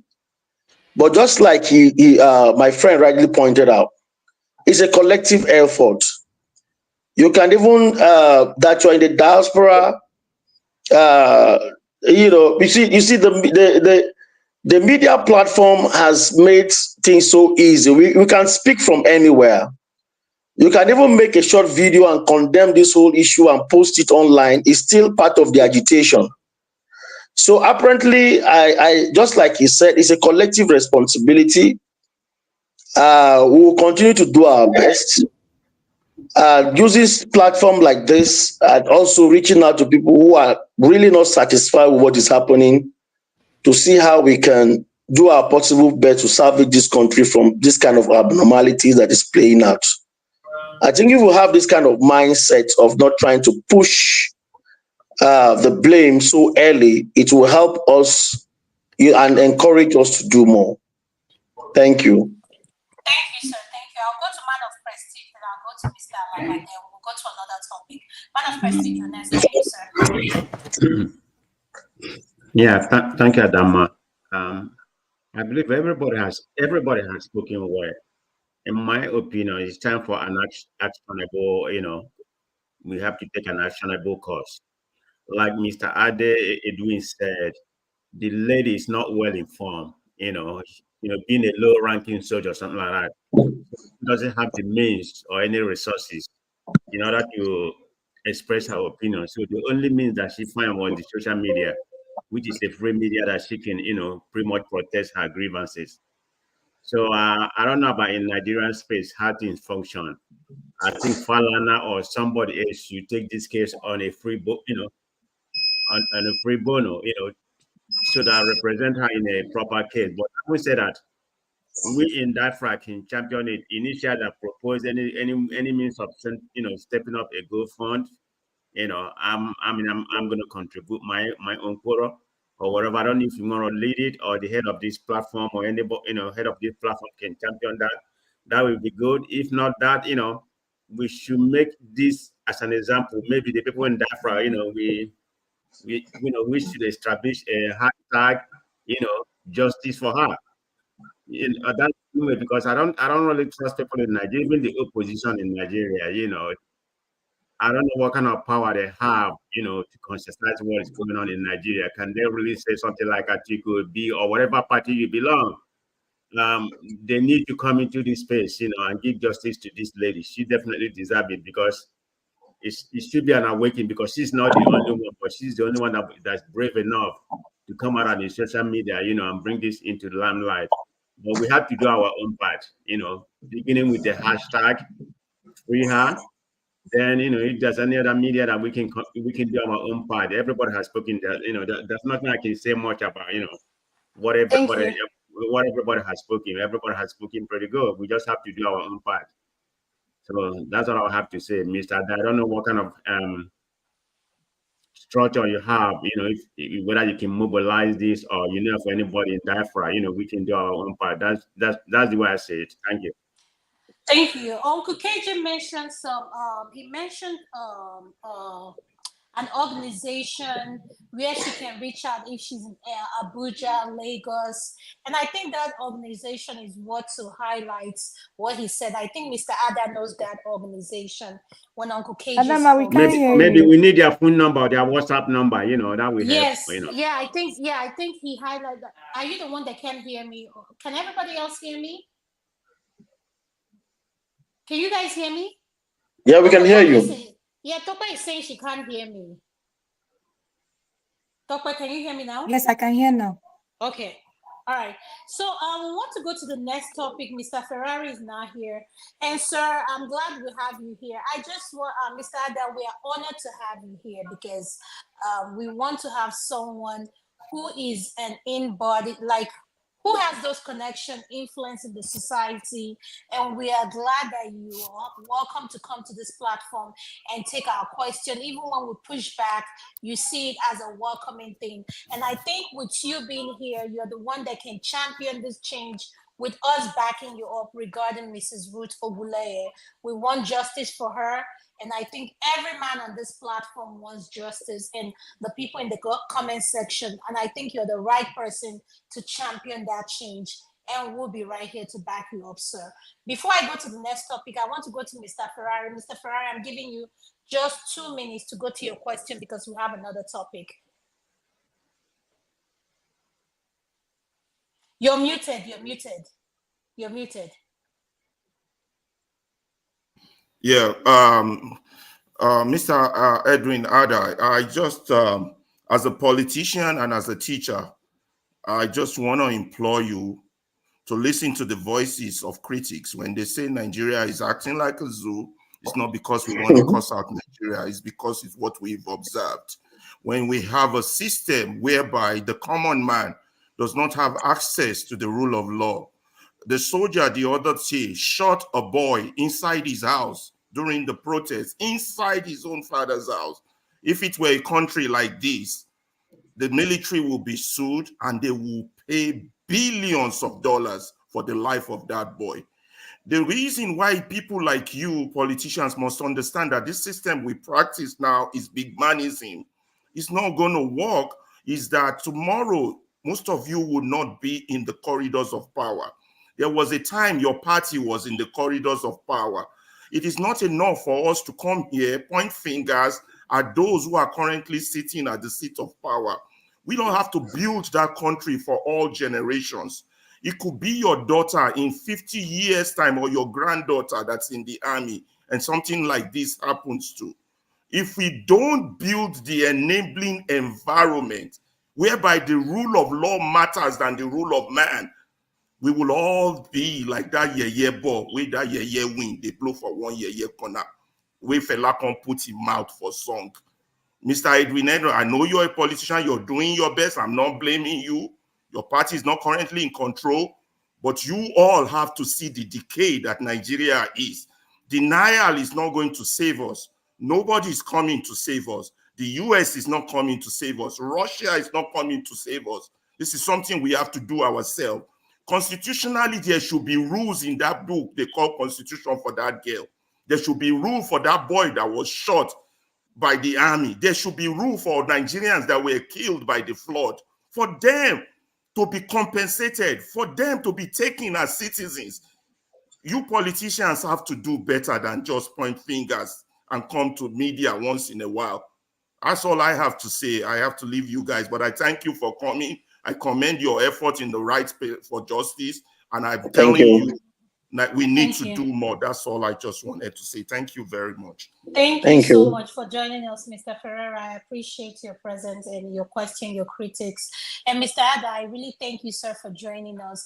I don't know if you have more time. We want to talk about Very Dark Man and the Bobrisky case. So I wanted to ask you before going to that topic, do you still have more time with us, sir? Well, I don't think so. I would like to maybe take my exit. No problem. Because yeah, that issue, I really don't have interest in it. In that. No problem. Well, I just want to tell you once again, Mr. Ada, thank you for honoring our invitation, and thank you for taking the questions we have, the pushback. Really appreciate you, and we'll keep in touch with you in regards to Miss Ruth Ogunleye's case. And I believe you're the one that can champion the change, because this is a show about women, and we want to push it forward, and we want you to be the one that will represent the women segment in the Dr. Damages show to push this case forward, sir. Thank you very much. Thank you. Thank you, sir. Adama, can I ask the guest a question? Can I ask the guest a question? Mr. Edward, can you wait 1 second? Yes, Mr. Fatai, welcome to the show. Go ahead, sir. Thank you. Thank you, Adama. Thank you, Topel. Thank you, guest, for coming. I think it's a very interesting topic and very important. I'm not in the military, so I don't know the military codes, but I believe there should be some international standards, because also to have a very strong military also involves the treatment of how an organization treats the lowest in quote people is also part of the strength of the organization. But I don't know, I think somebody asked, but what I was really disturbed about is when you talked about the public commission, that the public complaint commission, that maybe that if somebody doesn't write a petition, if an issue is out there in the public and so serious, do they really need a personal petition before they get involved? I mean, are they funded by the public? Don't they have a responsibility if there is an issue in the public? Why do they need exceptional petition before I mean, that's kind of like a little bit serious, concerning. But I also want to ask, it's not only about this lady's situation. There was also the lady that was given a very serious slap by the EFCC.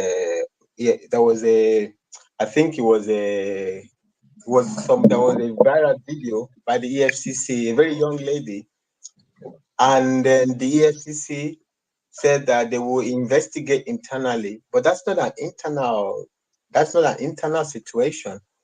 When Sheon Kuti slapped the police officer, I think very quickly, or the same day or something, the Inspector General of Police gave that he should be arrested. But when a civilian is slapped by the law enforcement, very serious, the young lady, and nobody hears anything about that matter. That's also that's not even within military. That's between law enforcement and the civilian. It's very similar to Sheon Kuti's case, but it's not treated as the same. Do you know any update with regard to the lady that was slapped by the EFCC, the young lady? I mean, if I was the father of that daughter, maybe by now they already shoot me, because I couldn't imagine the way he slapped that lady. It was incredible. So those are my two scenarios. Like, why does the Public Complaint Commission need exceptional petition before it takes up a matter that is in the public, like that? And then if you have any update with regard to these EFCC, I don't think that is an EFCC. EFCC can do internal whatever they want, but this is a criminal situation involving the EFCC. Why is the police not arresting the EFCC official? That's a very young lady.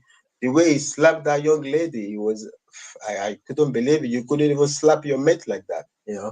Thank you very much. Thank you, Mr. All right. Okay. All right. Thank you for your question. Your question is very valid, very important. First and foremost, I would like to put it this way. Officially, there are procedural aspects on how the bureaucrat works. The civil service have a way, they have their own modus operandi. I'm not speaking for them, but I'm just saying based on what I know.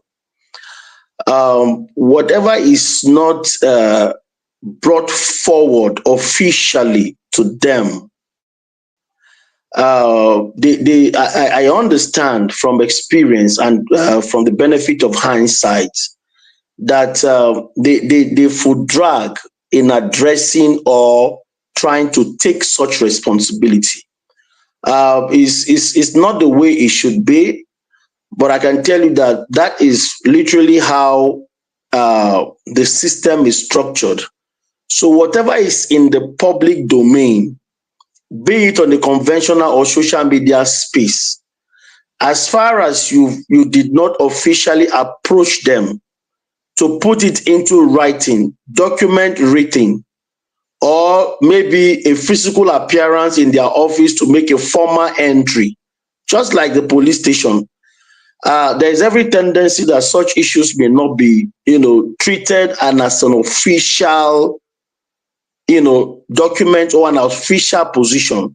That is one, because the bureaucrats or the bureaucracy or the civil service, they work with papers. By their nature, whatever you want to do, you have to put it in writing. The civil service modus operandi is that they don't do anything abstractly. They must see it in writing, minute on it, pass it from one desk to another before an actions can be melted on it. Until and unless that is done, I don't think the federal government or the Public Complaint Commission would treat it as an official document or an official thing. They will just see it as one of the social media allegations and counter allegations. That is that. In terms of the, I really did not watch that video of the police, the EFCC slapping a young lady. But I can tell you that from the benefit of hindsight, I can tell you for a fact that, Nigeria is evolving. Nigeria is really evolving. There are a lot of things that is happening right now that ought not to be. The case of human rights abuses has been too many. A lot is so prevalent. Gender-based violence, which we are discussing. Issue of violation of fundamental human rights is still also a serious issue that is very prevalent in the country. And I think that the only way out is to continue to speak about it, is to continue to condemn it when you see one.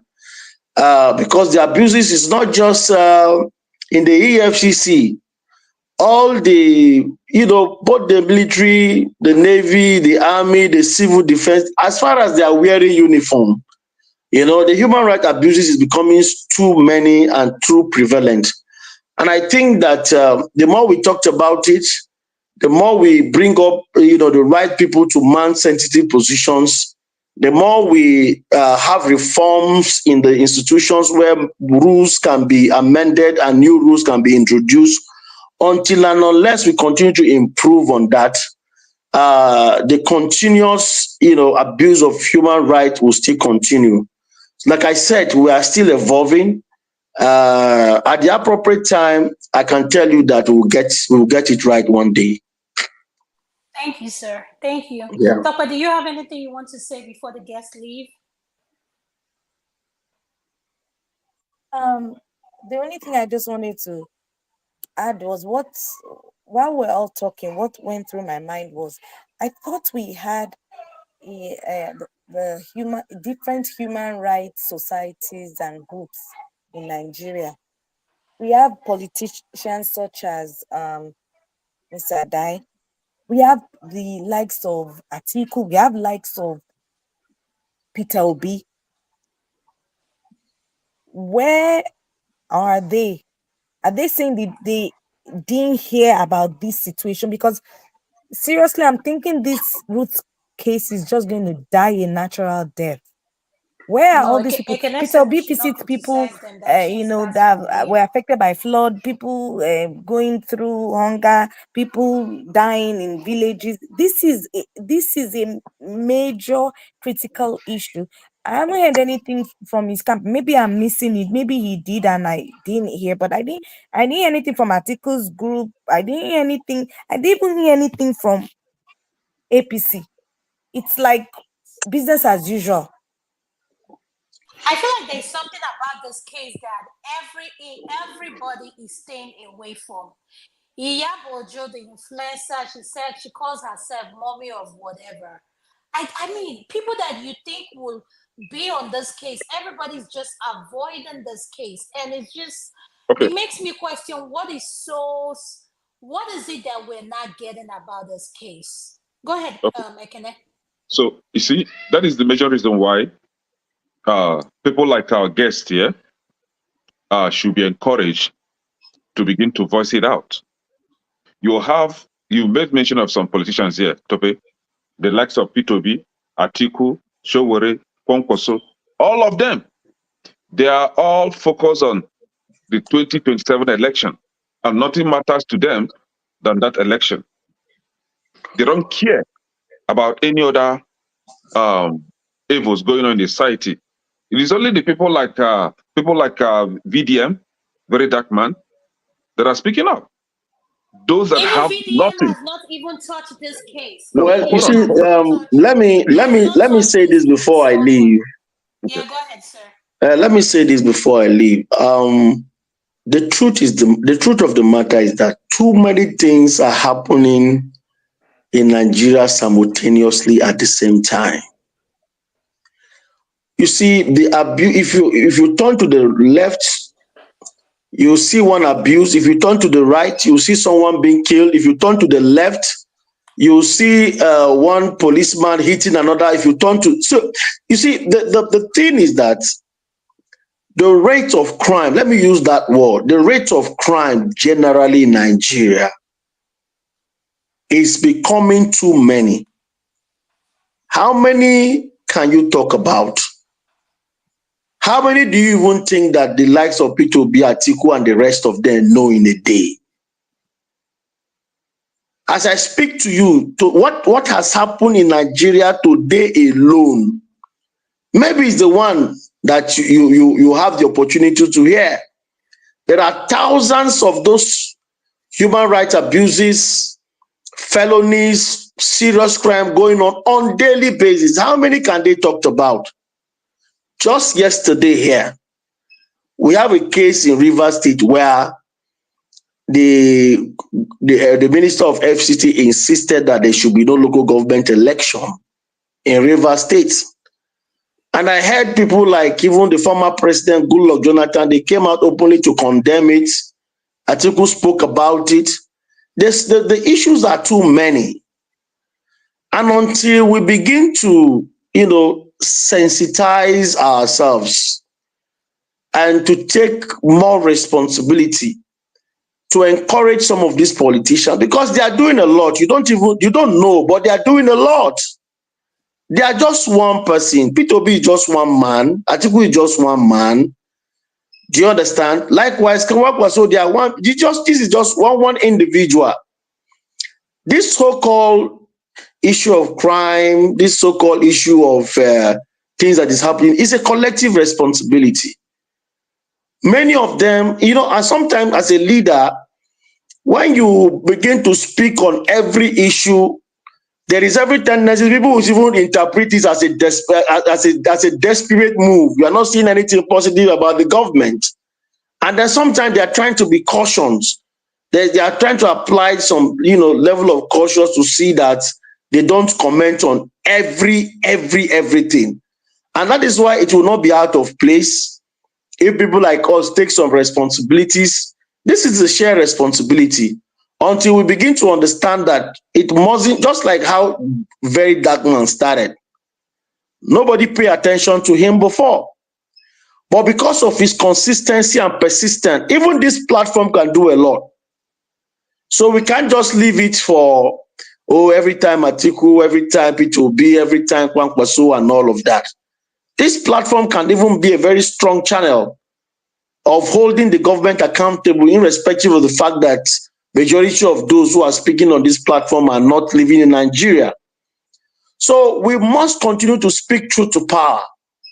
It's our collective responsibility. And then once in a while, if there are needs, then we come together, lead some protests to see that we hold the government accountable. The issues are too many. Is it about the economic issue? Is it the impunity in the political system? Is it the economic situation that is biting everybody so hard? Is it the abuse of power by some of the institutions of government? Is it the number of people being killed? Is it about the issue of flooding? So the issues are too many. Do you understand? So I think that, with this platform, we can do a whole lot. Thank you very much. I agree with you, Mr. Ada. Thank you for honoring our show, and I God thank you bless so you. much. Yeah. We'll be honored to have you back, and thank you for spending this much time with us. We're so Thank honored you. to have you on this segment. Thank you very sir. much. Have All a right. good night, sir. Thank You you. too. Thank you. Bye. Bye. So while he's Thank gone, you. we're going to talk. Thank you, sir. We're going to talk on the next segment, which is about VDM. Bobrisky case, because I don't understand this case anymore, because Femi Falana came out the other day and made an admission in terms of, I don't know what is going on. This Bobrisky's case, I don't even understand what the Senate is doing about it, because this investigation is starting not to make sense with me. So Tope, I'll go to you. Go ahead. Tope, can you hear me? Adama, just like, can you hear me? Yeah. Just like you, absolutely confused about this VDM and Bobrisky case. The hearing in the National Assembly that happened earlier in the week, to be candid, I was saddened in my spirit, because I was like, thinking, is this what Nigeria has become? This looks like a joke. A whole National Assembly is talking about Bobrisky situation when there's hunger in the land, when people are dying of hunger, where there's flood in the land, where children can't go to school, where the structures of the schools are dilapidated, and there are pressing issues, and Bobrisky's situation is what was brought to the floor. It basically just saddened me. Bobrisky's case is a case of it's a case of normal things happening in Nigeria. The high and mighty, the influential people get away with murder. That's just it. That leaked a clip of her, telling people, what actually happened, that she didn't go to, why am I calling her a she? He didn't go to prison. It was probably in a hotel in one high class room. It's just a case of the impunity that happens in Nigeria. I got to a point where I was thinking he was actually going to claim it was AI, artificial intelligence, that it wasn't his voice. I was waiting for that to come, and I think that kind of came out, because he was claiming that it wasn't him. My comments in other platform simply is,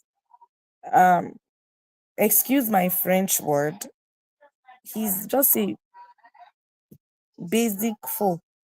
Because I'm thinking, even if Jesus Christ appears to me and I'm in Bobrisky's case, I won't even confess to Jesus or have that tete-a-tete conversation. Because at that point, I won't even trust Jesus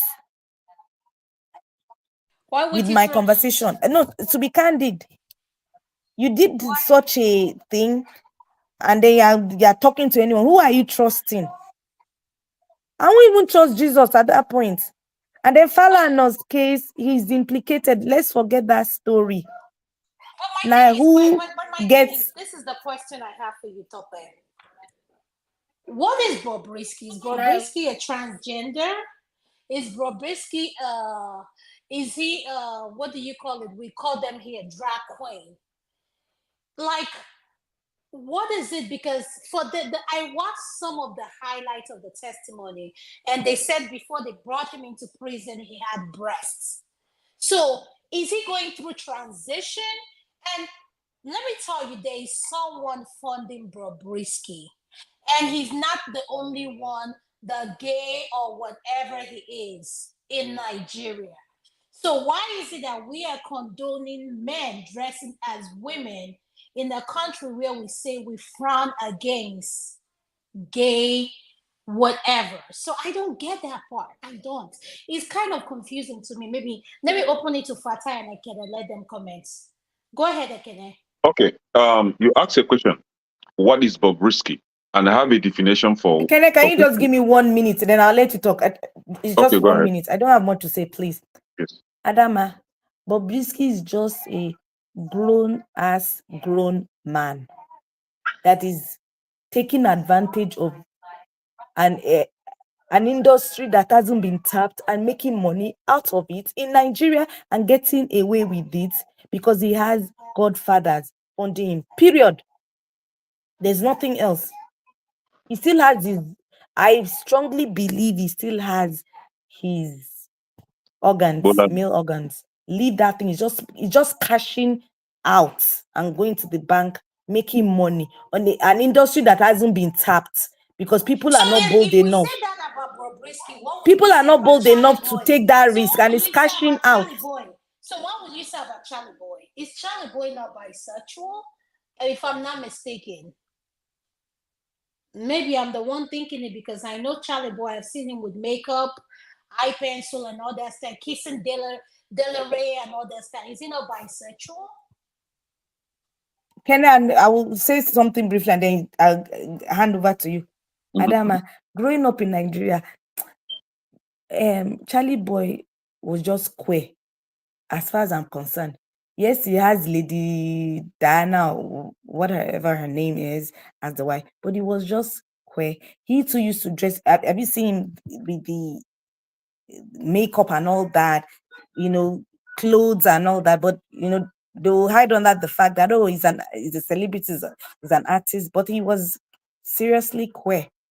But the part that I'm really not certain with about Charlie Boy's sexuality, and again, everyone has a right to their sexuality, work it, live it, own your sexuality.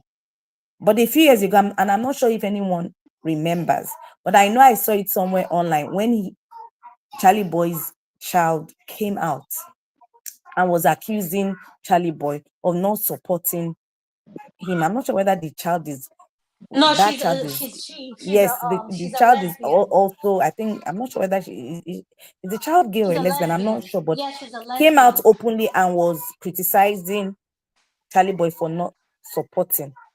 So that at that point I was confused. That's all I have to say concerning Charlie Boy. But he's been there. Go ahead, He's Ekene. gotten away with it for more than 30 years. I He's agree with he's you. in I his think he's in the 70s now. closet too. I think Yes, yes, he's in his I agree 70s with now. it. Yeah, Kenneth, we just have to over see. to Go you. ahead.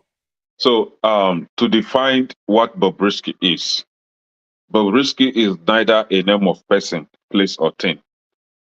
But Okuneye Idris Olarowaju is a male, confused male that wants to be like a woman by force, by fire. And when he was charged to court, he identified himself as Okuneye Idris Olarowaju, male. So, which means that his bola, everything is intact. His chest, they're all fake. As far as humanity is concerned, he's still a man. They are all fake. Right? Big time. Now, but the discussion is not about Bobrisky. Bobrisky is nobody to for me to even waste my time discussing about him. It's about exposing the corruption in our system. And when you have them in the National Assembly talking about this, somebody like me question a lot of things. Why is the discussion about VDM? What about the corruption that has been alleged in that audio by the prisons officers and by the EFCC or DSS, whatever they call themselves? How about the Falana, the so-called SAN that is supposed to be fighting corruption? Why is he, maybe directly or indirectly, but his son is involved into this kind of corruption? And that to tell you how deep we are into all this malpractice in Nigeria. This is about when your cup is full, then you are exposed. Our people say when the air blow, we see the nyash of a fowl, right? So we have a lot of them, a lot of the so-called sand that are into this kind of corruption. Are we talking about the Olisa Abakoba and his nonsense sand everywhere? But they are just empty, men of no substance. They are answering senior advocate, because they are not yet been exposed. Instead of you, the Falana, to now question, if you know that your hands are clean, why wouldn't you question Bobrisky for mentioning you in that audio tape? Why are you now trying to prosecute the person that exposed the stuff? So you see, the beneficiaries now are working together to victimize the person that exposed them, which is VDM. Both the National Assembly that you are talking about, they are all beneficiaries. They know about all these things. They all enjoy it. The Falana, he knows about it. They are all in the system. So they are now trying to make VDM a scapegoat. See, for any one of you thinking that Nigeria will ever be remedied, that person is still dreaming. Like I always say, Nigeria is gone. Nigeria, there is no solution. It's not only in the prison or EFCC, it's everywhere. Everywhere is rudely immersed into corruption. We're going to start. Yeah. It's irredeemable. Like people like me, I'm still saying that for peace to reign, for sanity, for us, so some of us to regain our sanity, let's just be bye-bye to this country. Just divide it. Let everybody go. It's too much. This was what prompted the military coup in the 60s. And it's still going on today. Corruption everywhere. Thank you so much, Ekene. Mr. Fatai, I'll go to you, then Uncle Pansat, I'll come to you. Welcome to the show, Uncle Pansat. Go ahead, Mr. Fatai. You know why? If you want to speak, could you please turn on your camera, please? Thank you. Hello. Yeah, apart from the previous issue, that was very serious, and I was very also interested in interested in what happened to the lady that was slapped by the EFCC officials at the hotel, because that's a civilian. I'm not sure that should have even been internal. If they applied the same standard that was applied to Seun Kuti, civilian to law enforcement, so why is the standard now different when the victim is a civilian? When the victim was a uniformed person, the Inspector General of Police straight, it was like, I don't know, like maybe the same day or next day, say Seun Kuti must be arrested by all means or something like that. But when it comes to the civilian who is the victim, and we don't even know what is the update.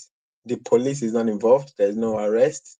They said at that time, I think it was like the EFCC internal will investigate. No, it's not EFCC internal investigation. It's a prosecution situation, investigation and prosecution situation, you know. And so that was one thing I wanted to talk about. With regard to Bobrisky, I've never spoken about Bobrisky. I think everybody deals with life. Life is complicated, complex. We are dealing with life. Everybody is dealing with that in different ways. So I don't really have an opinion about the lifestyle situation there. But what I have opinion about with regard to Bobrisky is not even. I think the Bobrisky situation is it's something we call the original sin situation, which is the prosecution itself.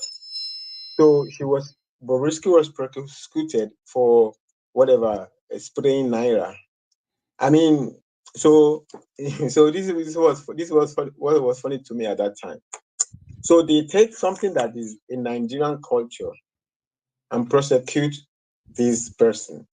Well, by that logic, every Nigerian is a criminal. I think a lot of people may even make that point. There was even a lot of videos of different people who are also spraying.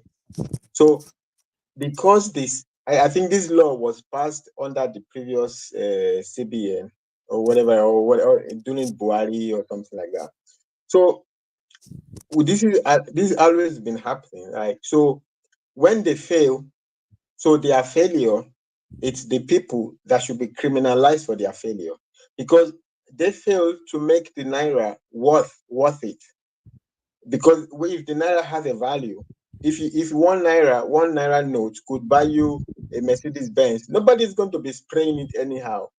But because they have destroyed the value of the naira, and the people must become criminal for their inability to make the naira valuable. This is what just happened. So I think the National Assembly should focus on revoking that law that criminalized Nigerians, because the central bank is not able to make the naira valuable. Because if Nigeria is very, very valuable, I mean, we all, even when I remember back then when we were young, even like if you have a birthday party or something like that, even your parents will give you that. By that time, it was even the new note, the newness of the note that was interesting that you spray. It doesn't even matter the value. It doesn't matter. They will give you one naira note like this. They will spray a new note. Agoro.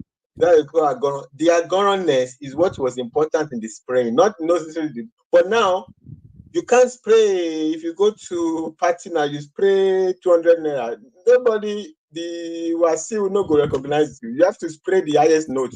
But back then, it wasn't really. It was just the newness of the note that was in the culture. But now they have totally destroyed the value of the currency, and for their failure to make the currency worthwhile, they now criminalized the people, Nigerians. Say if the naira has so much value, you're not gonna be spraying it anyhow now. If you could send 1 naira to Japan and they send you one brand new Toyota, why will you be throwing it around like an idiot? You will not be doing, because it has no value. You just throw, So I think the National Assembly should focus on amending that law. Nigerians don't get to become criminal for the failure of the people who are in charge of running whatever it is, whatever the power. I think that would be a worthwhile whatever use of their time. Time. I'm not. I don't have opinions either way with regards to the lifestyle. Hello, Pansa. Thank How you you. doing, bro? Uncle Pansa, to your next. Could you please unmute, sir? Thank you, sir. Welcome to the show. But more than anything, I just can't anger with Yalo the General and Adama. I can't anger. Where is Yalo the General now? Where is She's on the background. Oh. She's on background. She's watching. Yes. She's an I will wait event, for her that's to. why. No problem. I will wait for her to holler before I go. Uncle Pastor, go ahead. You're next, sir. Hello, Madam Fatai. How are you, buddy? Long time no see. Greetings, Long time no see.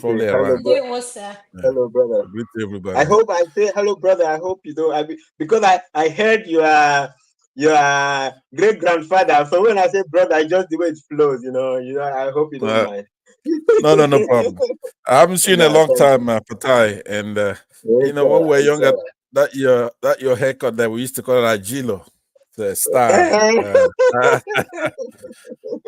Anyway, so I see Madam Luke coming in. Let me say hello to Madam Luke as well as she's popping in, and those who are in the comment section. Adama, this is going to be a good show.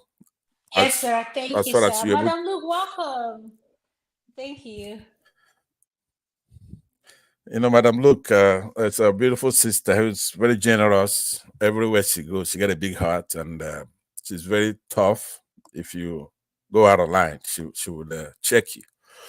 So anyway, so on your show, and I hope this topic, because I think Fatai treated it very well, so I'm not going to spend that much time on it. Probably the nexus to the society from other topics that we talked about. That's a link, that's a connection, it's a network, that's a tie to. If we're to let people come on online to trash Christianity, I'll say religion, but when I say religion, I mean Christianity. A lot of people work very hard in a society, in churches, small churches, mid-sized churches, and big churches. Now, some of the pastors sin as well. But if we were to just let these people win, trash our religious institutions, then you're going to have Bobriskis and all kinds of people all over that society, right? Now, I'm not one to judge lifestyle. It's a new thing. I remember earlier in life, maybe 40 years ago, you don't even come to the public doing those kind of things with sexual connotation. We've always had the art of people who dress like women, but they're doing something else. Either they're like comedians and they're entertainment. It has nothing to do with sex, right? but you give them chance and they want to come out in the public and start showing their sexuality or whatever it is they do. It's not supposed to be in the public, but life has moved on. So now when you come to our society now and you begin to see the kind of topic that we're preoccupied with, this Bobrisky guy here and the other guy, very dark man, who does a lot of good work, by the way. He's a courageous guy, and in certain aspects, he brings to light corruption and fight for those who cannot fight for themselves. And then sometimes he does go overboard, and then cause the wrath of the law enforcement as much as we have it in the country. So these are things that should be sorted out, right? I believe that people should have the right freedom of expression, freedom of association, those rights they have, but they should also be very responsible, because I've also seen some of these people go overboard, including people who are on platforms, myself included. I would say that we should still be able to look at it in segments. The decay in Nigeria, the blight, the corrosion, degeneration in our society, first of all, is with our constitution. It's with our government institutions. But for example, we don't have courts. APC is able to show their hubris, somebody like Wike, Tinubu, because they know ultimately everything comes down to that Supreme Court, and it's gone. The person who is in charge, the Chief Justice right now, is the corporate that made Ozodema a governor in Imo State, where I don't even know if he contested in the election or he came fourth or something like that. So only animals will live in a society where you don't even have a judiciary, a justice system. So those are the kind of topics. I want to wait till you change the topic again. I don't have any opinion on Bobrisky. I'm not particularly, I don't know much about him, but I'm here in the United States, so we have all kinds of characters, you know. There's nothing we don't have here in this United States. And a lot of Nigerians who do that kind of thing, he's doing actually copying the degeneracy in Western societies, not knowing that we're not the same. We're a traditional country for right now. All right. So we should not be spending too much time on that distraction. Every Nigerian should be aware that we don't have a judiciary. We have the elite, the corrupt elite cornered that area. So no matter what's done in the society, it ultimately goes to that court, and the court is going to deal us a heavy hand. So I would sit back and I wait until you finish with this topic. When you go to a political thing. Oh yeah, by the way, let me say that Femi Falana, who is a luminary in the legal arm of our country, but he's always played a role that is very suspicious to me, which is to give soft landing to various administrations. He would come across like he's actually fighting for us, the downtrodden, the poor, but administration after administration. For example, when Jonathan was there, he's smart enough to know that Jonathan is not the brightest bulb in the room. However, when you compare him to people like Buhari, there's just no way. He doesn't know that Jonathan is better than Buhari, but he played a very, very bad role during the Jonathan administration. And he wasn't that effusive or forceful during the Buhari administration, and he's not that now. Now, his son is a good actor in the country. I like his politics. It's progressive and very modern. But you have to separate those two. Falana, I really don't know. And I watched his activities during the Obasanjo Inquisition area when Obasanjo was being tried in a commission and all that, but that's beyond the scope of what we're doing. So we cannot afford to let these distractions take us away from what we should be discussing today, which is judiciary, the elections, the non-separation of the branches of government from our executive to the legislature to the judiciary. They've captured the state to where there's no more check and balances, and nobody should rest until we thwart it or take the country back, especially according to my own 10 by force. So thank you very much for the opportunity to speak, and good to see you, Fatai. Where's Madam Luke? She's having connection issues. Yeah, she's Thank having you. connection issues. I think, yeah, she's frozen. And I know she has something to say in regards to this very dark man and Bobrisky. Madam Luke, if you can hear us, let me bring her back in. Toko, if you have something to do, let me take her out. And Adam, I think you may have to take Madam Luke out, Yes, and then I'm maybe about to let bring her her join, back in. see if she can join in again, and then Yeah, you that's bring what her I'll back do. in. Yeah, go ahead if you have something to say. Go ahead. Hello, the general. Hello, could you join me? Hello, the general. No, but Uncle Pasat, let's have a free flow. You just said something about the what we need to talk about. So go ahead for our viewers. We have Toko, we're ending in the next I believe what's his name is here. To Nigeria, we're ending in the next 15 minutes. So are you okay with Uncle Pasat having a free flow? You okay with that, Toko? Do you mind if me and Pansal have a conversation? Yes, go ahead. Yes, that's a free flow. Go ahead. Sure. But I thought Fatai had something to say briefly. Yeah, let Fatai go. Go ahead, Fatai, whatever you want to say. Go ahead. Yeah. I wanted to. It's not really the. Okay, Fatai, can you wait? Madam Luke is Yeah, back. yeah. Madam Luke, can you Sure, go? sure. Hey, Mama. Sure. I can't hear you. You're muted. Hola. You're muted. Yes, we can hear you now. Yeah, we can hear you now. All right, Good evening, ma'am. Yeah, you can hear me well? Yes, ma'am. Okay. So I have been listening all this while from the religious section. Unfortunately, I have kitchen duties. And of course, I'm a strictly weekend worker. So it's hard for me to continue. But having said that, I'm just going to go back to the root thing and just say a brief sentence on that. I wonder when we're going to have people like Gloria. Whatever you want to talk about, Madam Ruth, you can talk about it. So you're a VIP in the women's segment. So have it all you want to. Thank you. So, hold on.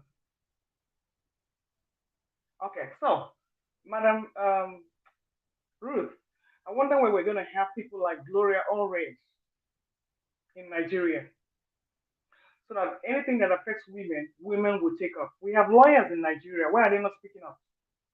Female lawyers in Nigeria. Why are they not speaking up? Why? Must we wait for the men to do everything? It's even a man that came to the show today to come and speak on this affair. It's just disgraceful. I was just listening and I was like, why bother? Because we don't even have people in our situations here to support us.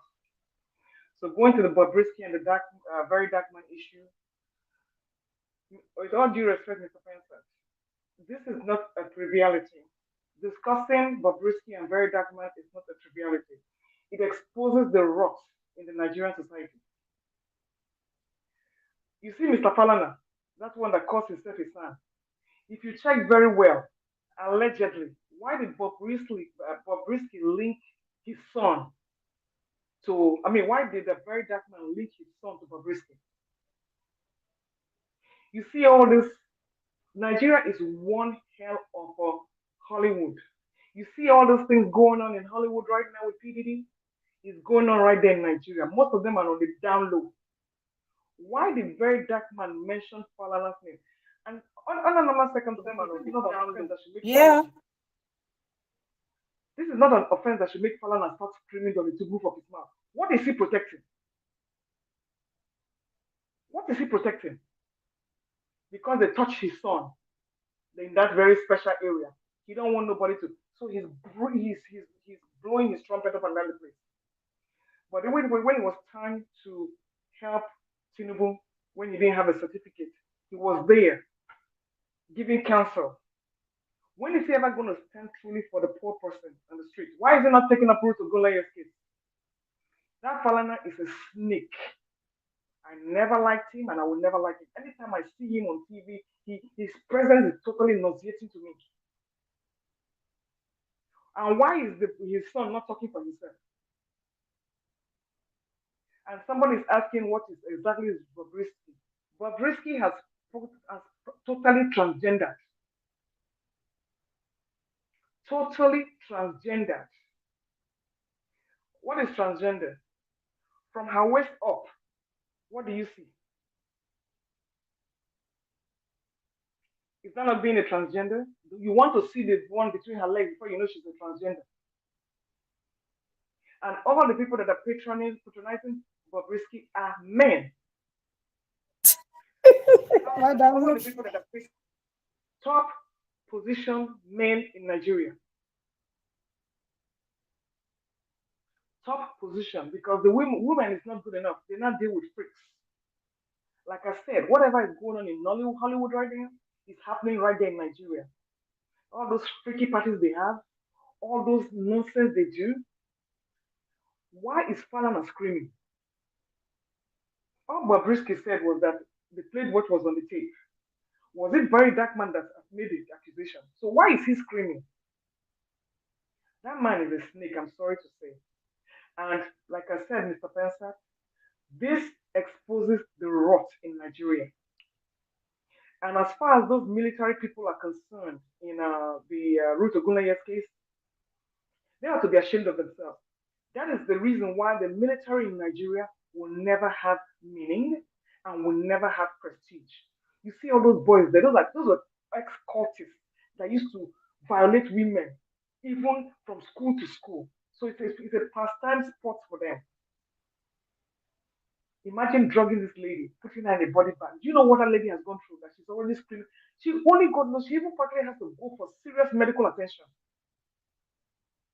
And we are here thinking that it's trivial. No, Mr. Panzer. Bobrisky and Very Dark Man's situation exposes the rot in Nigeria. Take away the two of them. Focus on the message. It's not about religion, because that religion, with all the churches in Nigeria, that place is one hell of a asshole. The religion has not done anything for Nigeria. The pastors have not done anything for Nigeria. And like I said, religion is supposed to be a personal thing. Don't expect any salvation from religion. So I said I was going to keep it brief, and I'm going to keep it brief. Thank you.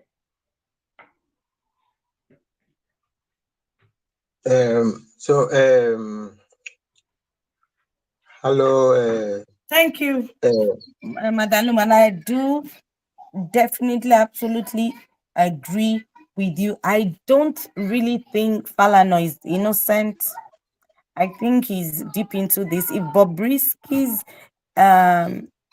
tape didn't leak and he didn't mention Falana, we wouldn't have known to the extent of him and his son's involvement in this case. Thank you. And don't forget there's a part 2 of the tape coming. That man is just holding it so that the Godfather will be revealed. You see all the numbers he was editing. They got they got the log of Bobrisky's call in the prison, in the so-called prison. They have all the logs. They paid the phone company and they got all the logs. So you see, a lot of things are going to go down. Like I said, Hollywood has their own. Nigeria is doing their own. Why is Falana screaming? You see that his son passed. That one is as shady as they come. As shady as they come. That family, there's just something not right with that whole family. So please, yes, continue. But my concern is, who are the godfathers? Who are the godfathers? That's my major concern. You remember one time, Tonto Dike and Bobrisky had a fight. They mistakenly leaked out that person supporting Bobrisky has the biggest house in Banana Island. They didn't say more than that. So everybody was able to connect the dots. And when this same person was accused, was trying to be blackmailed by some hookers from outside the country, they squashed the case. They squashed the case. So you see, Nigeria has, you know what? Like I said, God, they learn walk where Satan did for Nigeria. Let me put it that way. Repeat what I said. I said, God, they learn walk where Satan they perform for Nigeria. Satan has totally taken over that Thank you, country. Madam Luke. Thank you. Fatai, do you have anything to say before we round up? Yeah. Nothing really much. I will hope that for the sake of I mean, we want our country to at least look more sane, look better, to be better, the military to address this ladies issue, because I don't know. I think the way a society treats their weakest it says something about them, So I don't know. I think they should address it, and I would hope they address it, and I would hope the police give the equal treatment they give to the Sheun Kuti situation. I hope that they give the equal treatment to that situation with the lady that was slapped in the hotel by the EFCC official. So on those two matters, I hope for we want to hear. I mean, let's hear good thing. Let's hear things that don't make us feel like our country is stuck in the 12th century. Let's feel like we are we are still not in the 12th century. All of these things is like 12th century stuff. So anyway, that's it's a prayer and a hope. I hope. The country is very complicated. Sometimes you don't even know what's going on. So, well, the whole world is complicated, but it doesn't hurt to be better. It doesn't hurt at all to be better. Yeah. So that's it about that. The other thing I wanted to ask, I think there's no time. I also think this is not the forum to discuss it. But I was listening to Pansat, your conversation with. I just woke up that day with two Ninja. I already heard it on television anyway, many times. I was like, You can briefly talk and if you need to ask Pansat anything, that's fine. Yeah. 1 minute, I will just make sure I summarize it. I think even up till today, brother, do you still know? Because so they already saw. I hope I wasn't. I hope I wasn't too forceful with Prince the other day. I was talking. I couldn't. I was totally didn't catch what I was doing. So I wasn't disrespectful. I don't get the sense he felt disrespected. I hope I wasn't. No, absolutely. I felt it was fine. It was a good pushback. Yeah, okay. Because the heat wasn't towards him, it was towards the situation. So I hope he didn't feel disrespected. I didn't mean to if he felt so. So Pastor, do they already sold this EFCC, and I think I mean, to a big extent, I go along with a lot of your argument with regard to, because what's going on? I mean, we don't know what's going on. I mean, I totally lost it when they already sold petrol and they are showing us plats. Say, oh, some plat. Hey, we don't need plat. We need the receipt of that transaction. We don't need some speculative plat price. Who cares about it? No, we're not talking about future transaction. We're trying to gauge how you buy it. You bought it already. Which was the receipt? So I don't think Dangote, also with the interview we did with Bloomberg, I don't think he's doing himself. I mean, he might look good to gullible Nigerians, but he's not doing himself good to any serious person looking at the whole thing mess there. I don't think he's doing himself a lot of good. Anyway, it's not the time, it's not a lot of time, it's not the forum to have the conversation. I just wanted to say that to Pansat. Thank you, the ladies. Thank you, everybody. Kene, we're about to end. You have your last 2 cents before we end. Yeah, that's my own everything. Thank you very much. You say you're about to end? Hello? Yeah, they have another show coming up, I believe. Yes, okay. we're about to Sorry end, about that. and I think Nigeria is going to have a new segment. Yeah, let me respond to both Luke and Fatai on their takes. Madam Luke, obviously, it's not a trivial issue. I believe you used the word trivial. Okay, can I please give Mr. Pansat a minute? Now, they are trivial in the sense that I'm not saying that it's unimportant or that it's insignificant, frivolous, or something demeaning. No, it's, everything is important, but it's relative. Relative, we're speaking about relativity. In Nigeria, I believe in practically every country, even here in the United States, there's a difference between the court system, where somebody's sentenced, and then you have the corrections, Department of Corrections. They will use the word Department of Corrections here. It will have a counterpart in Nigeria. And that's when you then go into the cell, the jail, the prison. And that's a totally different administration.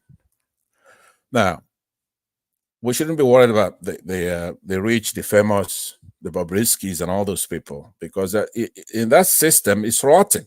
There are people who are in there who haven't even been to trial. The food, more than likely, is nutritious, atrocious, being that the people outside don't even have something to eat. So who knows what the prisoners are eating? Now, there's something somebody should not fight in any disguise where I am, which is success, for example. If somebody's rich, they're going to have a different predicament no matter what's going on. If they go to jail, they go to prison, maybe inside that administration of that prison, the correction department might house them in a better place where they have to feed themselves. Okay, so that's a first world problem. I don't regard it as unfair. If you go into inside in the administration of that correction facility and they house somebody in a better place because they have money, or because of his lifestyle, they don't want him in what they call a general population for his safety, they put him somewhere, right? They could always argue with good reason why they're treating somebody differently. Is it fair? It's not fair, right? Here and other places, the same phenomenon obtains. So I'm not going that deep down into it, because right on top, we have a problem. The structure of the country, it's not sound. We don't have a constitution. Our votes don't count. We need to, sorry for cutting you short. We need to No, he's fine. He's fine. end He's the fine. show. He's fine. So we No, need no, the no, Kenneth he's to fine. No, no, no, just he's close fine. a few minutes, Yeah. and then we No, end Papa, let him finish his sentence. Let me land there. He's fine. So, but I would bear that in mind, by the way. So I would try to end it because I was also going to touch on that this is a multifaceted discussion that should be thoroughly dealt with. In the Bible, for example, when King Solomon took over from his father, King David, the Lord appeared to him in his dreams and asked him, "Now, whatever you want, I'm going to give you. What do you want?" So what he asked for is God to give him, as his servant, to give him understanding mind. That's what he asked for. He didn't ask for money. He didn't ask for power and all that kind of stuff. You have to have wisdom is the key here when we're dealing here. So it's curious, it's interesting probably to talk about the peripheral issues, Madam Luke. It's probably a good thing to come here and glorify the juicy part of this thing. But I'm not really cut out for that. So I will end by saying that yes, I agree with you 100%. It's serious, but relatively speaking, Mr. yeah. Pastor, sorry, what did you say about it?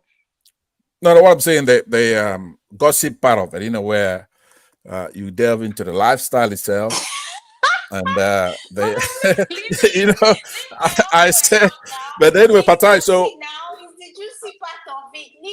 you know, colloquial. I mean, juicy as in colloquial, nothing else. Not about the yeah.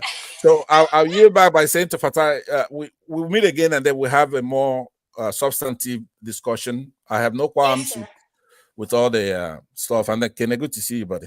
All right, guys. All right, so I will go to you, your final summation, then we'll go to Madam Luke, then Topper, then I'll end the segment. Okay. Go ahead, Akena, your final summation. Thank you. Yeah, they will, Mr. Pansat. Madam Luke, Akena Kwange. So, still talking about Bobrisky, or I'm just concerned about the corruption in the system. Whatever your final submission is on the whatever we discussed about. Have you guys discussed about this kid? Is it which kid or confused kid? And no. Okay. Your final submission. Okay.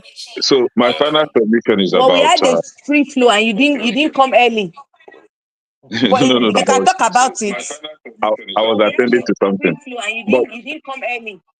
Yeah, but the thing is, yeah, I'm more concerned about the corruption in Nigeria.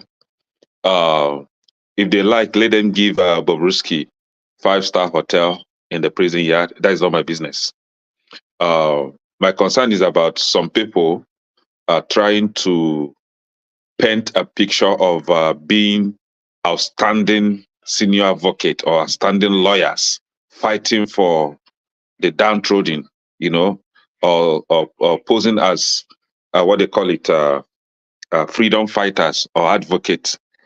Then at the end of the day, these are the same people that go behind doors and collect bribe and be doing some nasty things behind doors. Then we have the prison and EFCC, whatever they call themselves. If you truly charge Bobrisky for what they call it, Naira mutilation, why did you all of a sudden decide to drop it? Why the likes of, not that I'm speaking for that clown anyway, one Cubana chief priest was charged to court and he used money to bail himself. So if you want to condemn evil, can you condemn evil in its entirety? Don't just pick and choose because of money or because of affluence or because of the fact that the person is among the class of elite. That is my concern. If the prison is meant for citizens of Nigeria, citizens of Nigeria should go to that prison. But if you decide to give them 5-star, there's no problem. But my take there is, why is it that in Nigeria, nothing will ever be done the right way? Everything is rooted under corruption. Everything must have 1 or 2 fingers deep in the for corruption. Why is it so? Can't we just have one thing, just one, done the right way? Can't we just have something done the right way? No. Every day we will talk from morning till night. Some of us do develop headaches sometimes, talking about Nigeria. You know, still, nothing is changed. They will still keep doing what they are doing. Now, I'm talking about these 2 boys disturbing us in Nigeria. Though I don't really want to talk about them, but it's becoming something very, very, noisy on social media. You had your own time, in as much as some people were alleging that you were visiting Didi and he was using baby oil and all that and giving you awards left, right, and center, right? You've had your time, right? You've had your time. Now, can you allow this young Davido to enjoy his time? Every time you are just being bittered for nothing, dropping nonsense, insulting people on social media. Are you the only unwise boy on social media? Can you respect yourself and allow people to enjoy their time, right? So this is it. It's not about, somebody was saying that is the jealousy, jealousy, Nigerian jealousy. That's how you jealous themselves. Not only in Nigeria, even abroad.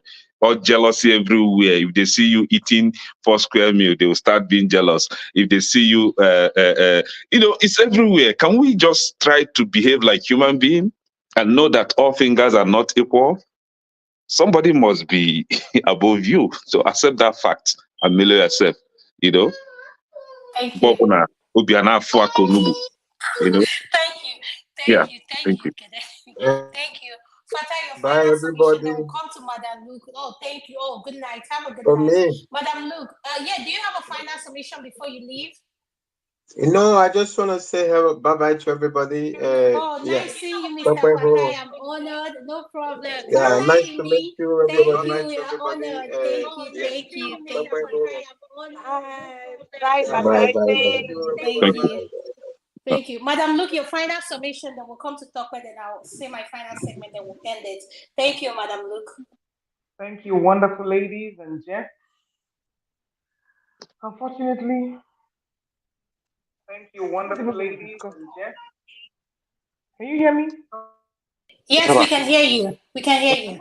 I'm not even going to discuss those children. Anytime I see the whiskey, the video, I just... You know, Ekene is the Gen Z of the platform, so he has to talk about his people. So So you know the shop is. I've had enough. I'm oversaturated with the PDD, Obama, Trump saga going on there. So I don't even need another low grade one here in Nigeria. I agree with you, Madam Luke. I agree with you. Ekene has to represent the Gen Z section of this segment, the Bumi and Ekene segments. Yeah, so that's okay. These are people who have been blessed, fortunate to make it in life. That's okay. And they have a lot of reefer, loud, whatever they combine these days to live out their existence. So they can continue doing what they're doing. Nigeria is becoming a real headache. In fact, after discussing it, you go back to your bed and your heart is still beating. So I don't know how we're going to get out of this mess. Look at what is happening in River State. I mean, I don't know how we got to this place. And we have a president, or you have a president, who is somewhere on annual leave. On annual leave. So one day, one trouble, very dark man. I hope he continues on this path, exposing the ills of the society, so that way we can be educated. I'm not interested in their sleazy bedroom or whatever they are doing activities. I'm sure we all have all of our own to deal with. So whatever they are doing there doesn't concern me. But what did you say? You said we sure we had about what did you just mention? I said we all have our own things going on at the side of, So I'm too busy with mine. So I don't even care to know about any other person's own. So my question is how Nigeria can get better. Please don't get started. Leave you where it is. You know the camera is on. Let us behave professional today before they say that man started. Please. No. What I'm saying is that it's a personal lifestyle. So we all have our own stuff. And I told somebody, I always tell people, I'm the last person you're going to blackmail. If you think you got stuff from me, I will flood the internet with a whole lot more. A whole lot. I don't give into blackmail. That's my thing. I don't give into blackmail. I won't pay you shishi. So Nigeria needs to develop a brave spirit so that you can fight oppression.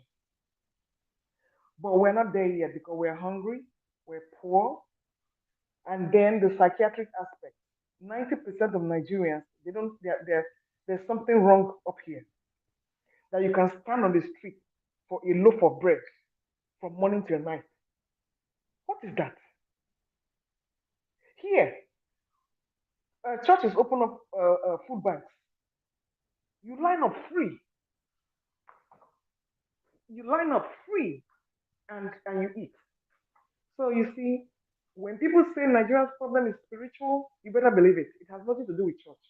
Nigeria is going through a spiritual curse.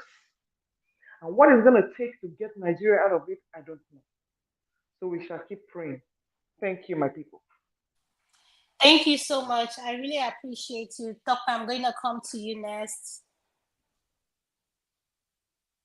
Tope, can you hear me? I thought Kenneth was meant to say something.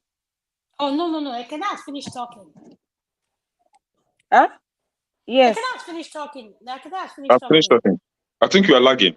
You need to restart your system. No, Tope, you are the one service to talk. You need to. Tope, go ahead, your final submission. Okay. On behalf of Electricity and Adam, I would like to thank everyone for joining us today. Uncle Passat, we appreciate it. Thank you so much for your support. Kenneth, thank you for your support, and everyone on the comment section. We appreciate you loads. Please keep fighting for women rights. Ruth's case cannot just die a natural death. If you have any platform and you have a voice, please explore all options to be able to assist and throw more light into Ruth's case. Kenneth, you can have my remaining 20 minutes. Please leave him. Please don't get him started. Please just leave him alone. I just want to say to all our viewers, thank you for tuning in to our guest, Mr. Ada. Did I mention his name right, Tope? Ada, is that his name, Mr. Ada? Adia, or what is his name? Yeah, Ada. right? Ada. Yes. I just want Yes. to say Mr. thank Ada. you, sir, for honoring us with your presence. Ada. Thank you, sir. Ekene, thank you for coming, Uncle Pansat. We are really honored to have you here, Madam Luke. Electricity, thank you for all you do. We just want all our viewers watching us, thank you. We appreciate you all. We are coming to the end of this segment. There should be another show coming on. If not, we see you guys tomorrow at 12:30 on I think there's a special order coming on tomorrow. So Dr. Damages has 90 minutes. Is it not 90 minutes tomorrow? Am I wrong?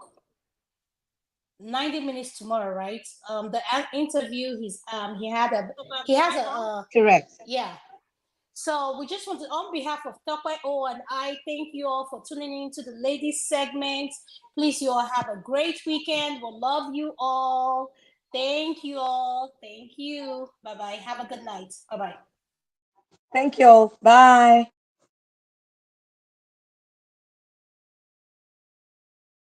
Thank you so much for watching. Thank you. Have you subscribed? Yes, you. Have you subscribed? You. Yeah, before you go, click. It's free. Click. Just that's it. Have you subscribed? You are laughing. Have you subscribed? Have you subscribed? Thank you. Thank you. Thank you. Hey, madam. Thank you so much. I can see you. I can see you. We have to get to 100,000 subscribers. By the end of the year, how are we going to do that if you don't subscribe? Yes, you. Yes, you're about to click off. Why? Have you subscribed? It's free. If you don't, ask your son, ask your daughter how to. Just one click. Thank you. Thank you. I see you. Aha. Thank you very much. Thank you very much. I'll see you tomorrow.